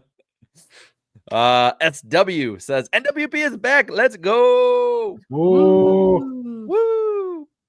SK Ables says, is NWP on Thursday nights from now on? No. So it is on Wednesday nights. This was just a special occasion. It was because I was still trying to get back from my honeymoon. It was my fault, guys. Sorry about that. Thanks, Eric. I'm going to make sure you got a sunburn. Had a really long layover. My bad, y'all. Chris says, did Matt Kenseth officiate the wedding for you? He did not. Sadly, he never RSVP'd. Although, ironically, a man named Matthew did officiate our wedding. Not Matt Kenseth. About the same age, though. Honestly, if Matt Kenseth was randomly on Cameo, I think me and Jarrett would have paid money to have him just say something for Eric. Yeah, we would have. During the toasts, you know, the Really father, the bride goes, and then wait. We have a message to play. Just holds up. Wait. No. And then, by the way, I should let you know I got a text from him on this, and I'm just gonna add it in the middle of this because I didn't say when I'd do it. Happy birthday, Muvik, turning 20. Happy birthday, Braden Muvik, 20 years old. The big 2 If he wins the Florida 500, I'm gonna try and get John to say that, or I'll just say it after since I'll be the DW role. Where are we at? Bryce Dislocation Sizemore, I believe, is the next one. Congrats, Yes. Eric, on the wedding, making a NASCAR pool. Can't wait for the 2025 season to start. Thank you, Bryce. By the way, when it comes to pool, I believe they allow 100 into the fantasy league. We have 38 remaining spots. So Carson Hosevar just asked in the chat, have they shown the trophy yet for the Clash? I don't know. Has that been revealed? I think it has. I got to go and add it in here really quick. Where is it at? I love that we just randomly have Carson Hosevar in the chat. Let me see if I can find that really quick, and then I can add it in. He heard none of us pick him to win the Clash, and so he's angry. Oof. He's like, he can smell like someone. It's like, when you say something bad about someone, they roll in their grave. Carson Hosevar knows when you've slighted him, and he appears. I think one of us at least will make up for it next week. Be sure to watch. You're picking Carson Hosevar to win the Daytona 500. Is that what you just said, Jarrett? Hey, he had an average finish good enough to win a championship last year. Like, come on. That's a valid statement. You can't argue. It's the facts. The facts are the facts, man. All right. Good luck, Carson. Where are we at here? I believe another Eric says, I'll be at Bowman Gray on Sunday. Hope all of you will be too. So here's a question. Will we see a post-race fight? This is Bowman Gray after all. Did tempers ever flare at the Clash outside of when Larson, sideswiped Justin Haley? I think Paul Menard should have popped Jimmy Johnson that one year, honestly. I was thinking about the Coliseum, but yes, there was some. If we go back in time to Daytona and such, sure, I'm sure there have been examples. I mean, Blaney and Elliott at the road course, Paul right? Menard should have showed emotion of Jimmy Johnson. The faces of Paul. Rowdy8_diecast says, welcome back. I'm making the drive from Maryland to Bowman Gray, and it's going to be a good weekend. Safe travels. Have fun. CM says, you think that Chandler Smith has Matty D syndrome, talent, but problems behind the scenes? Seems none of the JGR guys besides Creed and Ryan Truex were homies. I'm not going to recklessly speculate too much. I would, if it became a pattern, I'd get it, but yeah, I've talked to Chandler only a couple of times. He seems like a go-getter. Maybe he's not everyone's cup of tea. I feel like everyone in JGR's Xfinity team is kind of in it for themselves. You know what I mean? Like, it's not like Colleague 5 years ago where it felt like they were group hugging and like super supportive behind the scenes. I feel like everyone's kind of trying to build their own careers. They're cordial. They work well together, but they're not like best buds. I've never really got that impression from the Gibbs Xfinity team, but I don't know. You just wouldn't get any more of those like, yay, buddy family videos now that they're not winning as much. From Colleague? Like, I don't want to be an ass about it, but it's like I'm seeing a correlation here of performance versus family videos. Yeah, that's true. So you're saying if they hug more, that equals more downforce? Maybe. Oh, let's see. You don't have downforce, get out of the groove. That's what I've heard. That's always what Clint said. Palm Tree here says, I can't watch tonight, but I want to drop in for a second and say it's great to be back. My weeknight racing buddies are back, and Sunday will smell like race fuel again this weekend. Let's go. Well said, Palm Tree. Thank you. Badass picture. I like that. That's cool. The Oodles 69, can't wait to 69 out, says, welcome back, guys. Season 8, big year ahead and changes. We have officially reached our Dell Junior year, guys. Wow. Look at us. We're almost old enough to vote. Or how does this work? I mean, we're in our 50s and dog years. we're on the back nine. Ross Grastain for the 15-month member chat here says Ryan Sieg wins before Sheldon Creed. That would have been a nice. I mean, he threatened to do it last year. It almost happened a couple times last year. Bailey here says for the 5, funny, Creed got an SHR offer a year ago and turned them down, and now is driving for them anyways. He's driving for the factory. Yeah, the factory. He just wanted Tony out of the picture. There's some weird bad blood there, I guess. I don't know. No, I'm just- Leo was mine. Fred Dog for the 5 says, good to see you again. Do you think NASCAR hyped the Tubi channel correctly? I'm finding a lot of people online not knowing it's free or where it is. I mean, I just have no interest in going on Tubi. it's I don't know. I guess for like it's not really my cup of tea. I haven't really watched it much, but like I'm used to going to YouTube, for better or worse, Instagram reels, where etc. And it's like quick hits, Sometimes a mostly lot ad worse on Instagram free. Reels. And so it's like you asked me to go to like traditional TV, but like online, it's not really my thing. But when they're showing specials or old races, I would love to check some of it out. But I just don't feel like it's. I feel like I'm not the prime target audience. Like the three of us, I don't really feel like we're the prime. I feel like it's aimed at an older demographic that's more still watches traditional TV more. And if they're not getting the message to them, then yeah, that's obviously a miss. Tubi feels like the Temu for streaming apps to me. They'll get it with their Fox News subscription. SK Abel says, Alex Bowman, regular season champion, feels right. So, no. West Virginia. I love that we can show the profile pic right here too. I know, that's good. Says, knowing Heim, he's going to win 10 plus races just to lose to Hemrick winning the championship race. Yep, seems about right. I mean, time until it matters. He's like he's going to finish third. Heim's going to win something though, because he's a Chiefs fan, so he's guaranteed to win something. Oh, he's a Chiefs fan. He was at the game. I'm just let's just pretend Toyota sent him there or something. Toyota is driving the bandwagon. Ross Crash Stain says we're racing at Dwayne Johnson. His house is probably big enough to hold a race.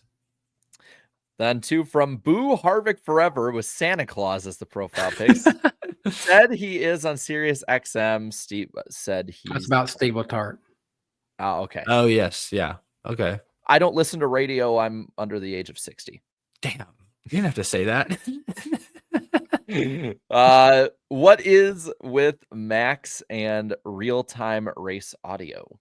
They announced today that if you have an HBO Max subscription, you can go on there on race day and they'll have in-car cameras for every cup car and audio synced up. They'll have like leaderboards and stuff. It sounds pretty cool. I thought it might only be for the HBO Max races or the TNT races, but no, they say it's for every cup race this year, that'll be a pretty cool second screen feature if it works well.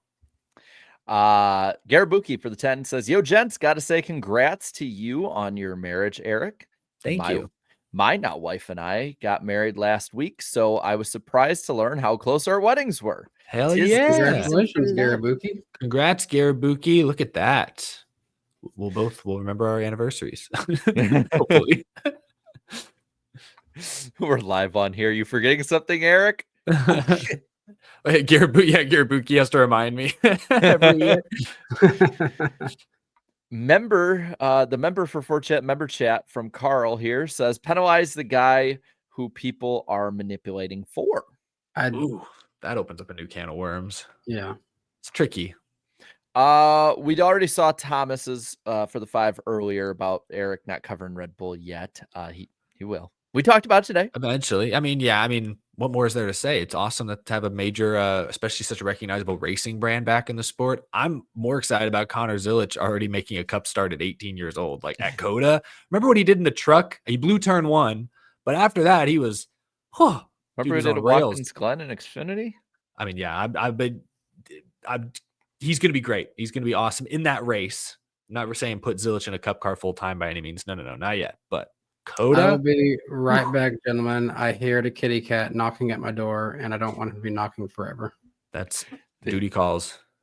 Speaking of duty, showing us the dad cabs. We got nice pre-show poll on that one. Yeah. We got Jar Jar Binks saying 2 rounds at Lisa plate tracks. No. Stop at the plate tracks. Get that out of here. Andrew, which I never noticed that Sal is his profile pic. There is a new NASCAR adjacent show on Prime called Motorheads. To tell you how bad NASCAR is marketing it, I learned from an actor about it, not them. So is it actually like NASCAR branded, or just it's like about NASCAR kind of sort of? It's like a okay, I'll check it out. Watch, it's just like the band Motorhead. Yeah. Skill 7 with the 5 says, I just want Homestead Miami back as the final race. Me I think too. we all would love Yes. to see that. Jar Jar Binks with another one saying, these a current format, these a change, top 12 in points, auto qualification for wild card must be these a top 25 for it's Jesus Christ. Jar Jar. You cannot give us your complicated playoff format with your accent the way it is. We cannot read it. Like that's just You can't take it seriously. I'm taking it off the screen. Get that out of here. We're actually racist against Gungans. Speak English. Speak English, damn it. Speak Jedi. What are you talking about? Oh, Get out of here, lizard lips. Just make a bunch of Gungan slurs. oh my goodness. USA not welcome. Go back to USA country. We don't like a yours a kind. This planet. I haven't seen the prequels. I can't play Dude, along. I showed you Attack of the Clones or Revenge of the Sith. I might have fallen asleep halfway. No, through. because Attack of the Clones, it was like the love scene, and you're like, all right, guys, I'm tapping out. And then we watch Revenge of the Sith, and you're like, that was actually a really good, well-made movie. Oh, you know what I have seen? Is that the third one? Yeah. Okay, I've seen that one. but I didn't Nothing. see everything There was until- never a Star Wars movie that happened after that. The lying liberal media is telling every lie. It's a conspiracy theory. Damn it. There's no such thing as the Disney movies. the corporate machine. The corporate media is lying against us. Jared Oh, ever man. went to Disney World that has all the Star Wars stuff, he'd be like, "Oh, cool. You don't exist." Yeah, Jared No, would it's have a hard that time. it's that meme. It's like, here, have a piece of candy. Oh, here, have a piece of candy. And it's the Disney Star Wars. Mm. Will Griffin for the 5 says, my qualifying concern is the speed difference between groups. Get rid of groups and just do a 45-minute practice, then qualify from slowest to fastest. Not to go back to the Star Wars stuff, but I agree with 10-piece nuggies. Shout out to Rogue One. That's the one thing from Disney that, Okay. that can exist. That can exist. That's the odd man out because That's canon. Yeah. That also because it doesn't ruin anything George made. Let's see, Robbie here. What do you think the biggest dark horse race of 2025 season will be? Like where like a dark horse will win, or that like, oh, I this think is gonna it's be like a great race. A race that we're not expecting to either be great or just something crazy. I Like feel what? like that gateway playoff race might go nuts. I mean, I didn't expect the Bristol spring race to go as good as it did, or as fun as it did, I should say. I'm going to say this. I think having one Richmond race is going to make it a little wild. It's a lot of times they go down to one race at places and it's actually like halfway decent. It's a good. I mean, I'll say hey, Pocono could go better than we expect this year. yeah, last year was like a letdown. Usually Pocono with the next gen's been pretty fun. Mm. Autry Motorsports for the 20. I think you meant congratulations on your wedding, Eric. Thank you, Autry Motorsports. Knowing that you're a Texas guy, hope to see you out at a dirt race somewhere in the Texas area. Same thing with Iceberg and Danny V if y'all are ever in Texas. I like Texas.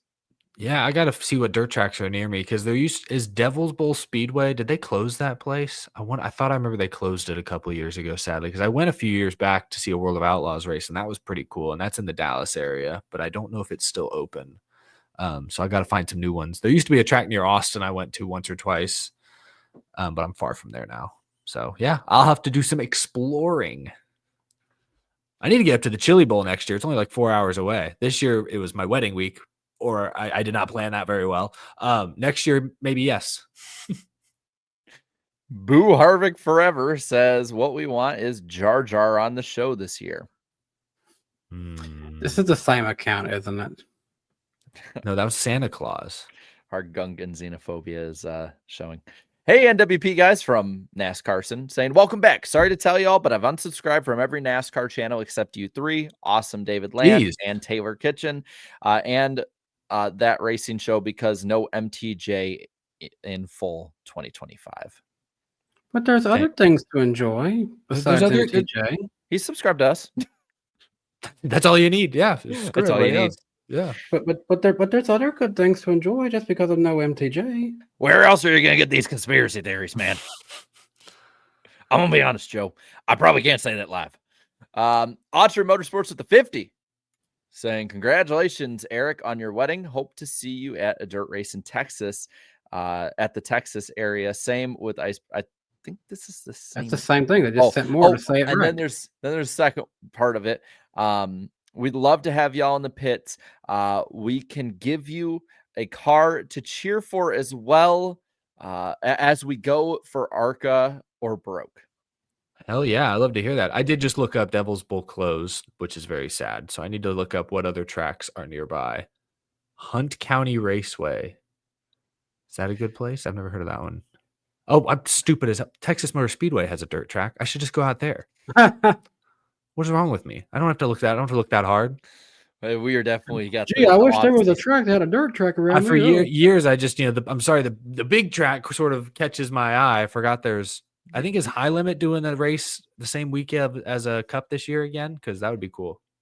The off-season rust, I think, is clearly still on all three of us. Yeah, I've not seen a race at the TMS dirt track. Bailey asks a pertinent question here. Says, will this be the year that Eric admits Riley Herbst is better than Jimmy Johnson? I'm not even sure Riley Herbst is going to be better than Jimmy Johnson this season, head to head. Oh, I was about to say, I guess you could say that this year, but I mean, wait. So Jimmy's got 2 races on his schedule: Daytona and the 600. He's got to race his way. I guess he literally has a chance to prove it 2 times. I'm just saying. I would not be shocked if Jimmy has a better finish in both those races. Would not be shocked. And Jimmy's been terrible. Oh wait, this isn't Riley Herbst. This is Rick Herbst. That's someone different. Oh, yeah. I've heard good things about Rick Herbst. Actually, he's a little scary. So never mind. Yeah, Jimmy's past his prime. I love all it's now the year of the Rickery. I love all the bad stuff we said about Jar Jar. And then he leaves this one. Misa Moy Moy Happy Eric's going to name his first child after Misa. Oh man. I will if you will, Jarrett. You go first. No. By the way, we have 12 spots left in the NWP League on the fantasy if anyone wants to join. NASCARson saying, congratulations, Eric, on your next chapter. Give me one different reason from all 3 of you why I should watch NASCAR in 2025 due to my driver MTJ being gone. Because it's NASCAR. Because they're going fast and turning left. You can hang out with us every week still, and give plenty of opinions too. And on top of that, honestly, you can just watch for the craziness. And because it's not about the driver, it's about the friends you make along the way. The 19 Bass Pro Shops Toyota Camry still exists on the track each and every week. Danny, the way you said that, it just reminds me of the Fitness Grand Pacer test. Did AI take over test? Well, sorry, AI just took over my body for a second. I don't know what happened. I can see in your profile picture, NASCARson, you standing next to Jarrett and I believe that's Darlington, I would guess. Darlington Raceway, maybe North Wilkesboro. Might be Wilkesboro. I can't see from here, but think It might be North Wilkesboro. Either way, clearly, NASCARson, you've been to a NASCAR race before, so you understand how special each race feels in person. The the overload of the senses, I should say, is unmatched by most other major sporting events. So if you're looking for a new driver to root for or something to watch for, just go to another race this year, and I'm sure you will fall in love with the sport all over again, even though your favorite driver is currently not racing. Yeah, there's so much stuff too nowadays you can add into, whether it be like we're doing the fantasy league right now, or like you add in with different pools or something like that, or you're just watching to hate watch somebody. Like the first year always sucks. We've all dealt with our driver being gone that first year, and it by the end of the year you look at the sport differently. Like that was me in 2018. This is a great point. I've actually, I can't pull it up right now, but Spencer in the chat says the vibes are fun in person compared to how toxic they can be on social media. And that's very true. Like people will complain about the sport at the track, but typically the energy is always just so positive and it's infectious. So it's fun to go to the track and just wash your problems away for 4 hours. It's great. I'm putting in the chat right now. Only 8 spots remain in the fantasy league. Let's back to it here. We are, I think, on Bailey again. I made me a $5 bet for Briscoe to get over 1.5 wins this season. Bold? Until he proves otherwise, I'll say bold for now, but not as bold as I think some people would think. It's only a $5 bet, so it's not bold. First off, but it 1.5. So you're expecting 2+ wins. I would say that's slightly bold, considering the 19 has gone winless 2 of the last 3 years with a future Hall of Famer behind the wheel. One win is very realistic. We got Shugs in there. Yeah. He's being needy, so he's gonna get on camera. Big kitty. Alex Luft, puppy bowl for life. Also, yes, Gordy is a corgi. I like that. I like that Gordy. Oh, wait, he updated the profile picture. That's awesome. Here's my new profile picture with him chilling for one. Gosh, I love it. Shugs got out of here. Boy. Bobby Blair for the 5 saying, hey, NWP guys, glad y'all are back. Racing is back, which means I can get a long break from my stressful ass Texans. Here's to another great season. I think we all wanted a break from our NFL teams by the end of the year. Me especially. Will Griffin with the 5 here says, I'm an Eagles fan and I chose to watch all 24 hours of the Rolex at Daytona and slept through the NFC Championship game. Racing is more important. Respect, man. That's dedication. I'm the same way during, and I get it. Regular season games don't matter as much as postseason, but I'm the same way. Like, yeah, if I can watch the Vikings, fine, but NASCAR comes first, and I will watch it above all else. Damn, it's like a cult when you say it like that. One of us. Snappy saying, well, nothing, but he's a new member, so thank you. Gian NASCAR fan says Bill Weber is the only non-New Englander to call the Daytona 500 since 1979. He did it for NBC in 2006, having been born in Middletown, New Jersey, RIP. Because you got Ken Squire, Mike Joy. Mike Joy is from like Alan. Connecticut or something, right? Alan. Are we talking about just like who's the lead broadcaster? Technically, you got Darryl Waltrip. No, I think it's the lead broadcaster. Okay. Where's Mike Joy from? I gotta know. It says he's from Chicago. Wait, he was born there. No, but he was raised in Connecticut. Yeah. And what about Alan Bestwick? I know he was. Oh, he's from up there somewhere. I think he might also be Connecticut. He's a big Yukon Huskies guy, isn't he? Yeah, I think so. Meanwhile, Bill Weber, Rhode Island. That's what Wikipedia says. At Wikipedia Never lies. That kind of count. I don't know. Yeah, that's New England. I'm going to say this. I think that Bill Weber was not the greatest, but he was overhated. Like he was like right in the middle. Like he was a serviceable announcer who, when he dug into his pockets, could actually have a really good call. He just got in his own way too much. He was good in Talladega Nights. I mean, the long one. I for one see him as like an iconic voice of my childhood. I actually got a video coming out, hopefully, maybe tomorrow. I hope, like talking a little bit more about how I appreciated, Bill Weber as a voice at the time, being much younger. Had no clue why he just randomly went away. I think still today, no one's ever going to know the details of what happened at that hotel incident. But that's all we know. Yeah, the thing for me about Bill Weber is he excelled at storytelling and pre-race and as being a host there. And he was a good pit reporter too. He knew how to captivate you. He just had a voice that drew you into where you wanted to hear what he was saying. I can literally hear him being like, the race for the chase is and at Talladega. And it's just the cadence that he had. I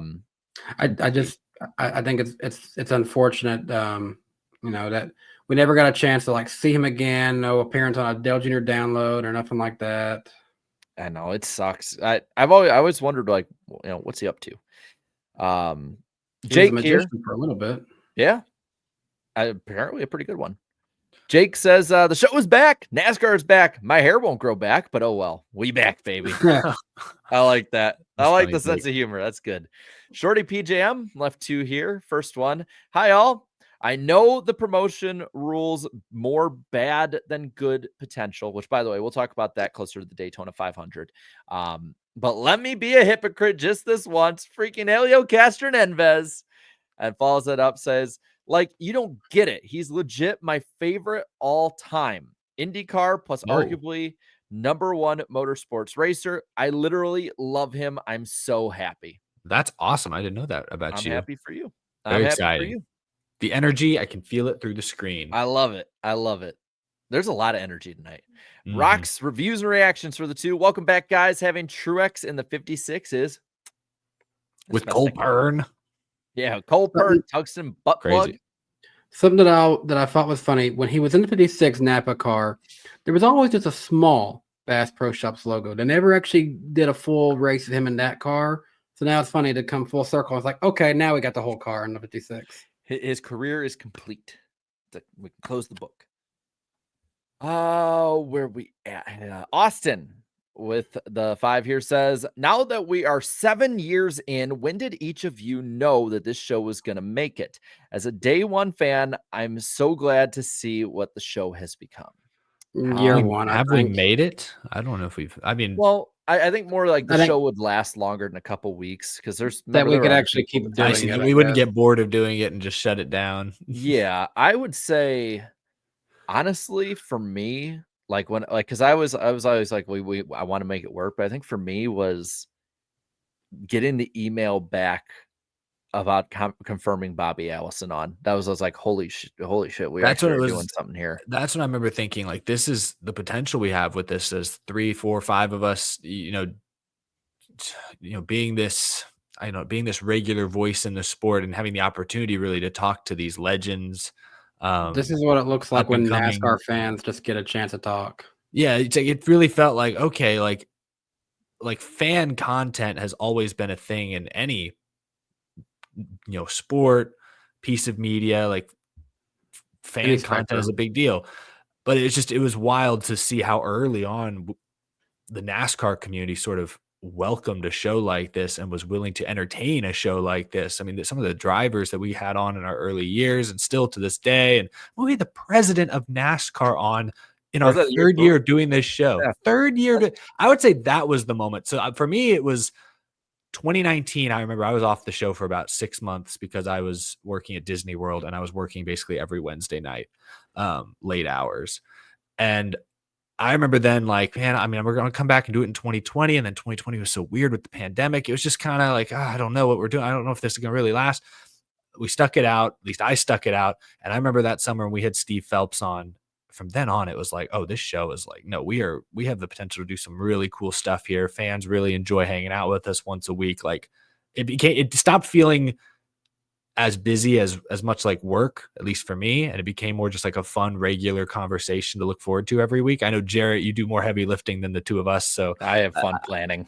yeah, I hate to say that it's not work. I know you put a lot of work into it, and we do work to prepare as well, but it's become more effortless. I would say getting over that hump in the pandemic year, I think, was like the turning point.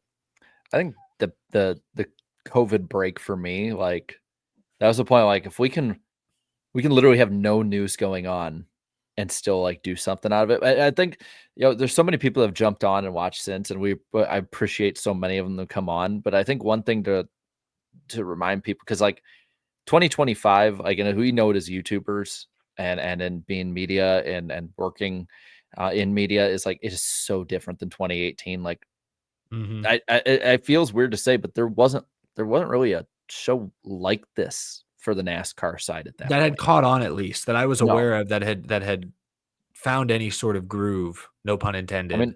I mean, look, I mean, look, I think we talked about before too, is like, if you look at the people that were kind of in the podcast live stream media space compared to now, it's like, there's really not many left in their current form. Yeah, it's changed, or people have evolved their content or gone and tried different things. It's just cool. It's just awesome. What I love about doing this show, as we've become a little more established, the three of us, it's been really fun to meet with, and in some cases, I think kind of platform up and coming creators and other, I would say, somewhat interesting or unique voices that we've had on the show. I mean, just last year, from like Grant Auto Racing Analytics, like we had him on the show. He was doing fine on his own, building his own sort of platform and notoriety, but we had him on. He was great. And now he's still working with Legacy Motor Club now. Like, it's awesome to see like his journey in just a short period of time. Not saying we're responsible for that by any means, but like being a part of that journey in its early phase is cool. It's awesome to see more people like that sort of, this show has been a great vessel, I guess, to meet and talk to so many interesting people from across the industry and share some of those personalities with, whoever decides to tune in. And likewise, talk about, the other people and stuff. Something that I guess I did a lot more of, maybe so than some other people, but I had to have some difficult conversations and networking with track communications and NASCAR communications people to actually let them know, like, hey, this is what me and a few others do on YouTube. Like, you can trust us to come inside to a race and we're not going to act a fool, because that term YouTuber is very scary at first glance of it, obviously. And I definitely got my fair share of denials to cover some races at first. Thankfully, talk to the right people, present yourself in a professional manner. It can open up opportunities. And I had a conversation with won't say names. A conversation with a gentleman at a big NASCAR team. It was one of the jobs I was interviewing for in the off season. Didn't go that direction, went another direction. Either way, I got to tell him about some of the things I was proud of, and that is one of the things I was proud of from what I've done in this realm. Because I told him that wasn't just for me; that was for anyone. I mean, I think of some great creators who are bringing themselves up. Taylor Kitchen, for example, she's doing a great job on what she's building with her Above the Yellow Line brand. If a guy like Danny B doesn't try hard a few years ago, there may not be a chance for someone, other people to get into that realm. I have heard from, sorry, I got Microsoft Teams going off. If you hear that, I don't know. But there's there's a lot of good creators. We heard from the people at Front Stretch. I love what they're doing. And they have told us that, hey, if you guys weren't doing this, we don't know if we would have entered into that realm either. So there's, some great opportunities. And my Microsoft Teams, I've, for the case of these two guys, they're doing the NASCAR thing full time. So happy for them. I have also built a full-time career because of what I have built on my own. And, we've had so many great people come on to the show before, and they're all doing great things. Even our old friend Darian, he's out doing some big things too on his own now these days. Some things away from the NASCAR spectrum now. It's been a long, winding, crazy road, but it's fun. It's worth it, and we love having all of you guys with us. Good question. That was. I still don't feel like we've made it as a show. I just feel like I know it's like there's always another step. It's just becoming like an effortless sort of part of our routine now that I look forward to every week. And I just look forward to meeting the different people that we've had on this show. I just think it's been the easiest way I think we've been able to connect with the online NASCAR community. And I think that's what makes it so much fun. All right. Let's keep going. There's probably some really good ones we haven't seen just yet. I think Austin has another one here as of right now. Who's in the hall who isn't in the hall that should be? That's eligible, because Truex will get in eventually. Just all guy. I'm kidding. I can no longer say no. So. Oh, I forgot about that. God, that's the thing. I don't know who's eligible, who isn't, or whatever. Yeah, I'm trying to think of who's been on the ballots recently. I was still a little surprised Edwards got in as quickly as he did. I think is Biffle's on the ballot. Ricky Rudd is still on the ballot, I believe. Is Harry Gant on the ballot still? Has he ever gotten in? I don't think he has. I think he's still on the ballot. I don't remember off the top of my head, but I like any of those guys definitely. I don't want to say definitely. I feel like I certainly don't want to water down the hall too much. I don't want it to become the hall of very good. I think there still needs to be a standard. That's why I honestly think Carl Edwards is he's a Hall of Famer, but he got in on a second or third year. I would have maybe had him wait another couple seasons. NASCAR kind of burned through him way too early with 5 in them. Yeah, and so now they've limited it to 2 a year off the modern ballot, and some years I even think that's too many, to be quite honest. I almost wonder, and I know the Baseball Hall of Fame, the way people vote is kind of a joke every year, but their actual format where it's hey, names on the ballot, you have to get X number of yeses to get in. We could have 3 inductees this year. We could have 13 inductees. Just depends. I actually think that might be the better way for NASCAR to do it going forward. But then you run the risk of some years there's just 0. There's no, or this sport's kind of an insular clique in many ways. Everyone votes yes on everybody because they're all friends. buddies. They're all friends. They go golfing with each other now. And so then you'll have everybody making it. So maybe I guess that's what they're looking to avoid. Yeah, it's an imperfect system. The names we mentioned probably will get in eventually, but I don't think they're there just yet. Let's see. Mittens left left a couple, but first one here. Mittens has joined the NWP Fantasy League, which is now full, by the way. So It's over for y'all. You're cooked. Mittens is taking this one. All right. Bryce, Dislocation Sizemore. I can't read, save my life. I think Dislocation joined the Fantasy League. Awesome. Oh, man. It's going to be a strong 1-2 finish between Bryce and Mittens. And Mittens comes back again. Who are you guys' picks for Royal Rumble I'm Saturday? the only wrestling fans. I'll just say CM Punk. That guy sounds good. Yeah, I'll go with that. I don't know. He was a fan favorite that was gone for years, had beef with Vince McMahon. He's gone. Now he's back, and everyone's happy. I mean, having beef with Vince McMahon at this point, you probably ended up on the right side of things.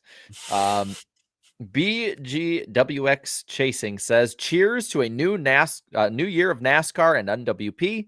Thanks for all you guys do. Love the new intro and graphics. NWP for life.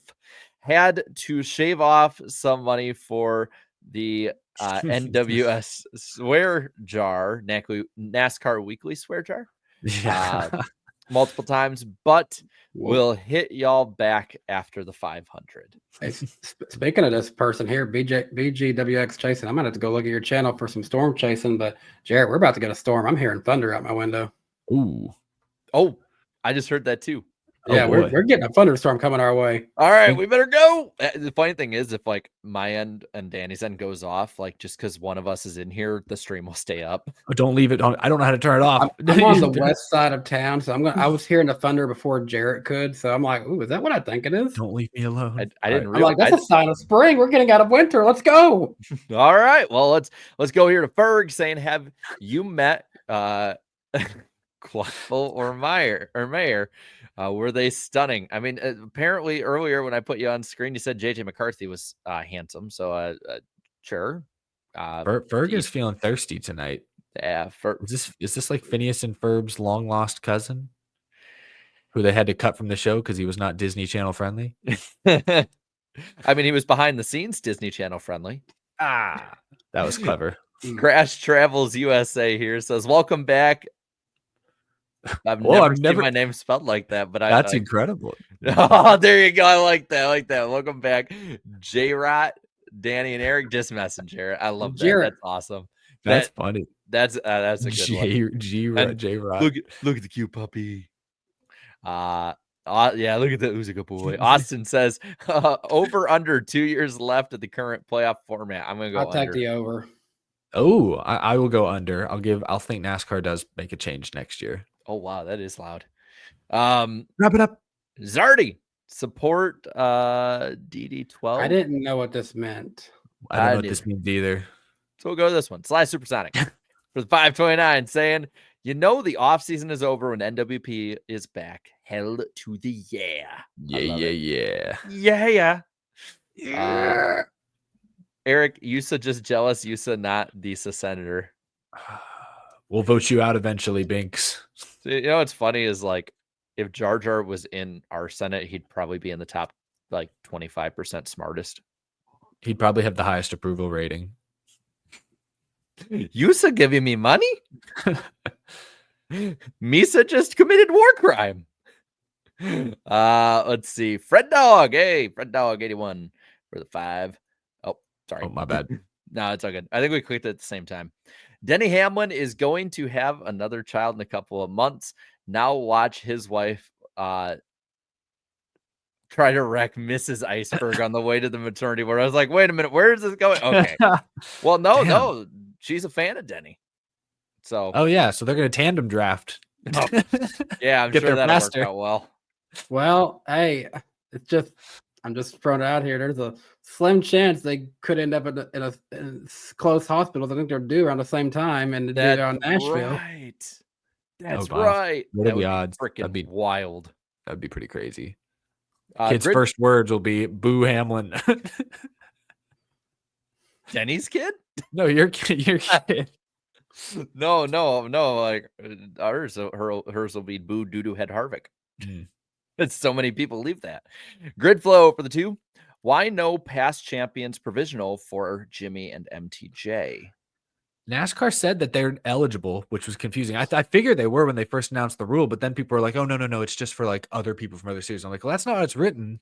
And then sure enough, they're like, "Oh yeah, no, Jimmy and Truex are eligible, but like they have to apply 90 days before the race," which I don't know that they did. That might be bad communication on NASCAR's part. I don't know, but we'll see. Real quick. It's in the live right now. I have to put it on the screen. Baby bump and run. That's All right. Where did we leave off? Is this right here? Andrew saying, I guess you guys are going to have to ban me from the channel. I love the sequel movies and Denny Hamlin. Enjoy. Get him out of here. Get him out of here. That's a ban. Chat, ban him. That's a ban. I'm for Denny. No, actually don't ban because some people might take it serious. But Yeah, I'm cool with Denny. I like Denny. Mods, put the guns down. Put the guns down. I'm kidding. Stop. Spare him. Boo Harvick I'm forever. getting instead. Says justice for Jar Jar. Apologize, Eric. I stand with Jar Jar. YouTube apology incoming. I didn't want to make this face. Ripping the wall. Kyle Busch come back a year thanks to practice. I don't know if like 1 or 2 extra practice sessions all year is going to make that big of a difference, but hey, I hope he's good. Kyle Busch good is good content, so I want to see it. Sully is next. Will Kyle Busch get a win in 2025? I'm going to be bold and say yes. As the days go by, I keep thinking the same thing. I think it's going to happen. And I have no reason to feel that way because Richard Childress Racing has not made one personnel move this year that made me this offseason that made me go, wow. Like other teams have. RCR really hasn't, but I still feel like they'll get it done. West Virginia. I'm always going to say it like that. How do you think Allgaier will do at the 500? Top 10? I mean, I think you got to race in first, but he's got the right crew chief to win the pole. Yep, I like him to make it on speed and then race is the race. I mean, good chance he crashes out. It's just the truth. The Oodles 69 saying, was it Bill Weber that forgot Petrie's name on TV? No, that was what's his name? I'm forgetting amazingly. I forgot his name. He wouldn't have worked if Andy Petrie, I don't think. Bill Weber, he's thinking of what's his name? Marty something or Marty Reed. Yeah, no. Marty Reed. Yeah. No. Marty Smith. Marty Reed. There's a lot of Martys on NASCAR TV. I'm here with Dale Jarrett, winner of the Brickyard 400, and I know who you are. I'm like, oh. God, that's so hard to even think back to. Bill Weber was the one who is like, and Harvick will win at Bristol, and it's like it's Richmond. Where are we, Bill? Yeah, he got the track mixed up. Bryce with another one here says, have a good night, y'all. I'm winning fantasy. I think Mittens the racing cat has that covered. It's gonna be a good rivalry. Jam plays games. We're so back. Austin says, forgive me if it's taboo. If it's been covered, I'm unaware what happened to Darian. He is doing his own stuff now. He's back in Las Vegas and he's doing pretty well. And just people going their own ways. But yeah, we're happy for him. He's been kicking ass. We still hear from time to time. Yeah, he's been doing stuff with I believe Stargrave Sports on the football. Yeah, I think side. he's posted a couple things this offseason. Yeah. I think Ferg is next again. I'm sure I will love JJ like I love Joe and Justin. Joe Burrow and Justin Herbert or Justin Fields? Probably Herbert. Joe Gibbs and Justin Allgaier. Austin, thank you again. It's good to have you all back. Love you guys. Thank you, Austin. Man, love you too, man. Great to see you tonight. Jar Jar Binks says, that's all right, Jared. Boo doo doo head Harvick. Me so proud. And Andrew Winslow, Sal says my profile pic changed to Sal. I may change it again. No, don't. I love having him pop up on screen. It's great. I think it just makes us laugh every time I say it. It really does. Oh man, guys, 3+ hours debut show. This is not gonna be the norm. We actually did less than the last show. it was just amazing to say. But remember that next week, not next year, next week, February 5th, will be on Danny B's channel. I need to get a Wednesday more night. updated picture. I think we all do actually, because like You my look so picture. well behaved. That's Oh, and John. What are you talking about?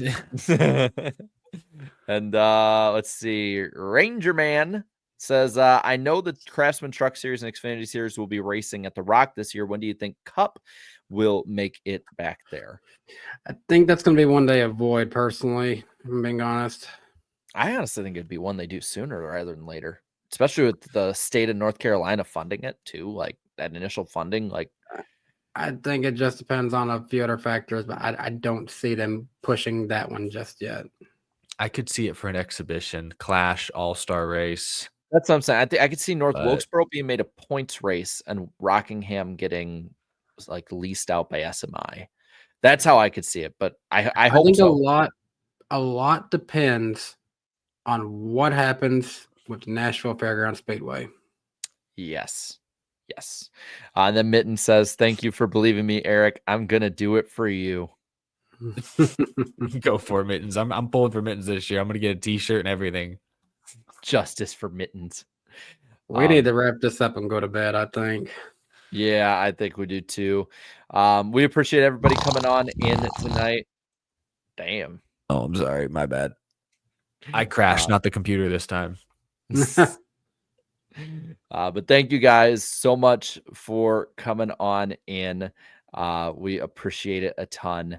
And we'll see you next week. We have our playoff picks, as well as some other things covering Bowman Gray. And whatever else news comes, maybe some guests. We'll see. Wink, wink. You have to show up. That's the thing. Got to show up to see. Thank you guys. If you're February a Joe 5th. Gibbs Racing fan, you'll want to tune in next week. Oh, yeah. I don't even know who the guest is. We haven't talked about it. I'm out of the loop. A lot of fun stuff coming up. We'll let you know. We'll let Eric know after we get this done. Later, y'all.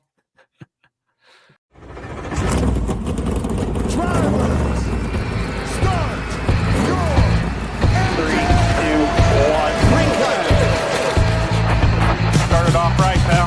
Right on, come on. Get outside. Rewind. Unbelievable. Where you playing? We're going.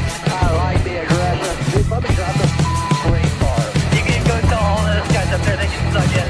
What we're about to do is not a good idea. All good. What is he doing? You gotta be kidding me. Half the pack is flying apart. It's so nice to See you at the line. Oh, pack of cars come piling in as well. Come. Coming right. Hello. Come back on him. That was incredible.